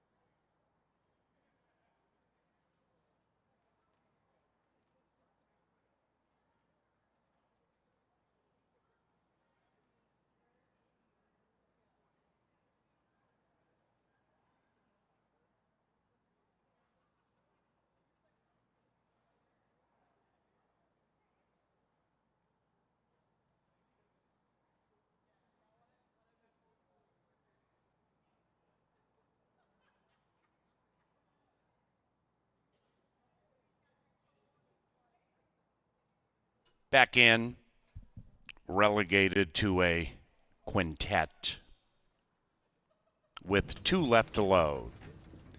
Relentlessly Fast, even money. Relentless Robin, 9 to 5.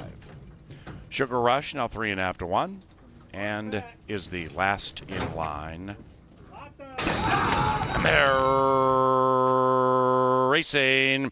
Pretty good start for everybody. The 5 was a little slow to go. Avery's Treasure, that white horse, outbroke the field, but now was encountered by Relentless Robin. And in the center of the track, Relentlessly Fast. 1, 2, 3 to the line together. Relentless Robin prevails, and that's a high 5 for trainer Jason Olmstead.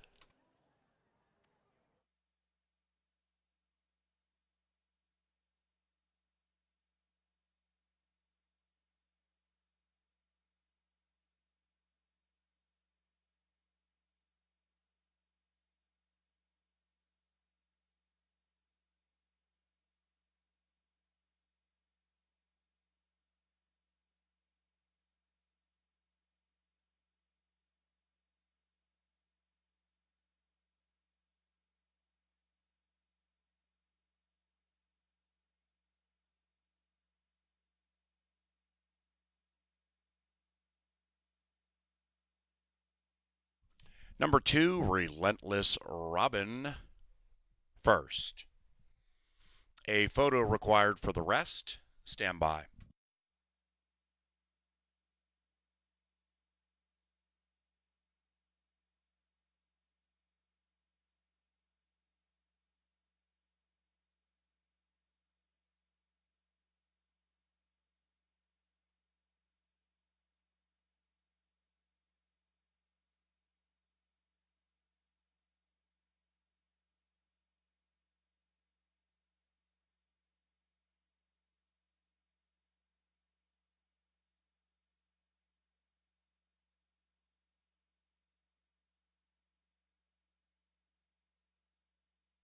The final time, 20.196. 20.196. By Relentless Robin, your winner, it is 2316.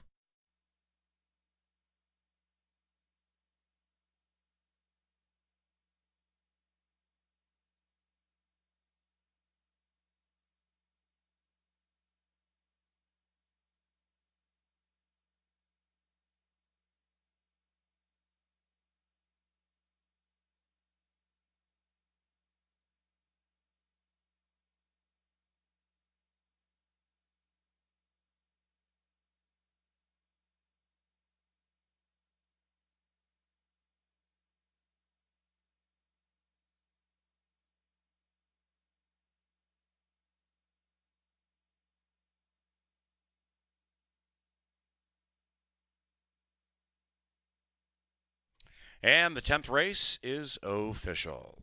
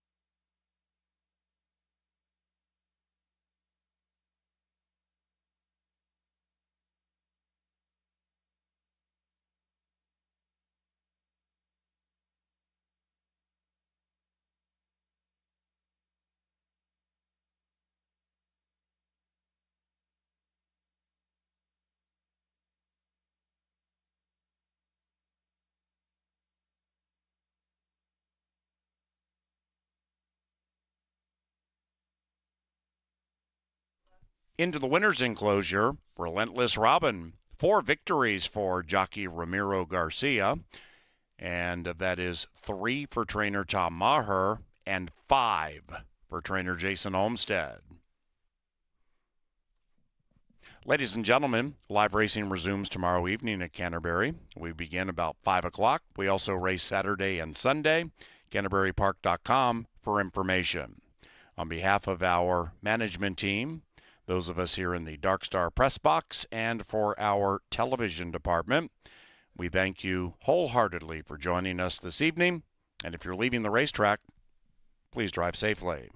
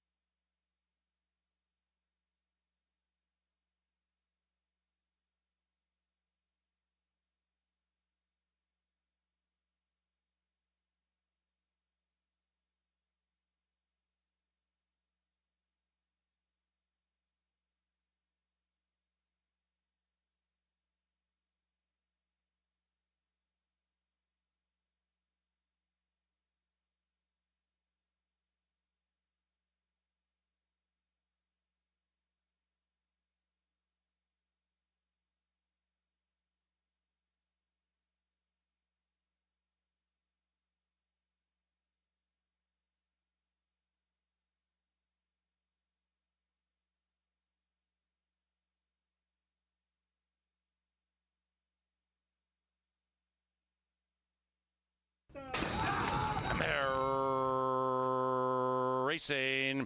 Pretty good start for everybody. The 5 was a little slow to go. Avery's Treasure, that white horse, outbroke the field, but now was encountered by Relentless Robin. And in the center of the track, Relentlessly Fast. 1, 2, 3 to the line together. Relentless Robin prevails, and that's a high 5 for trainer Jason Olmstead.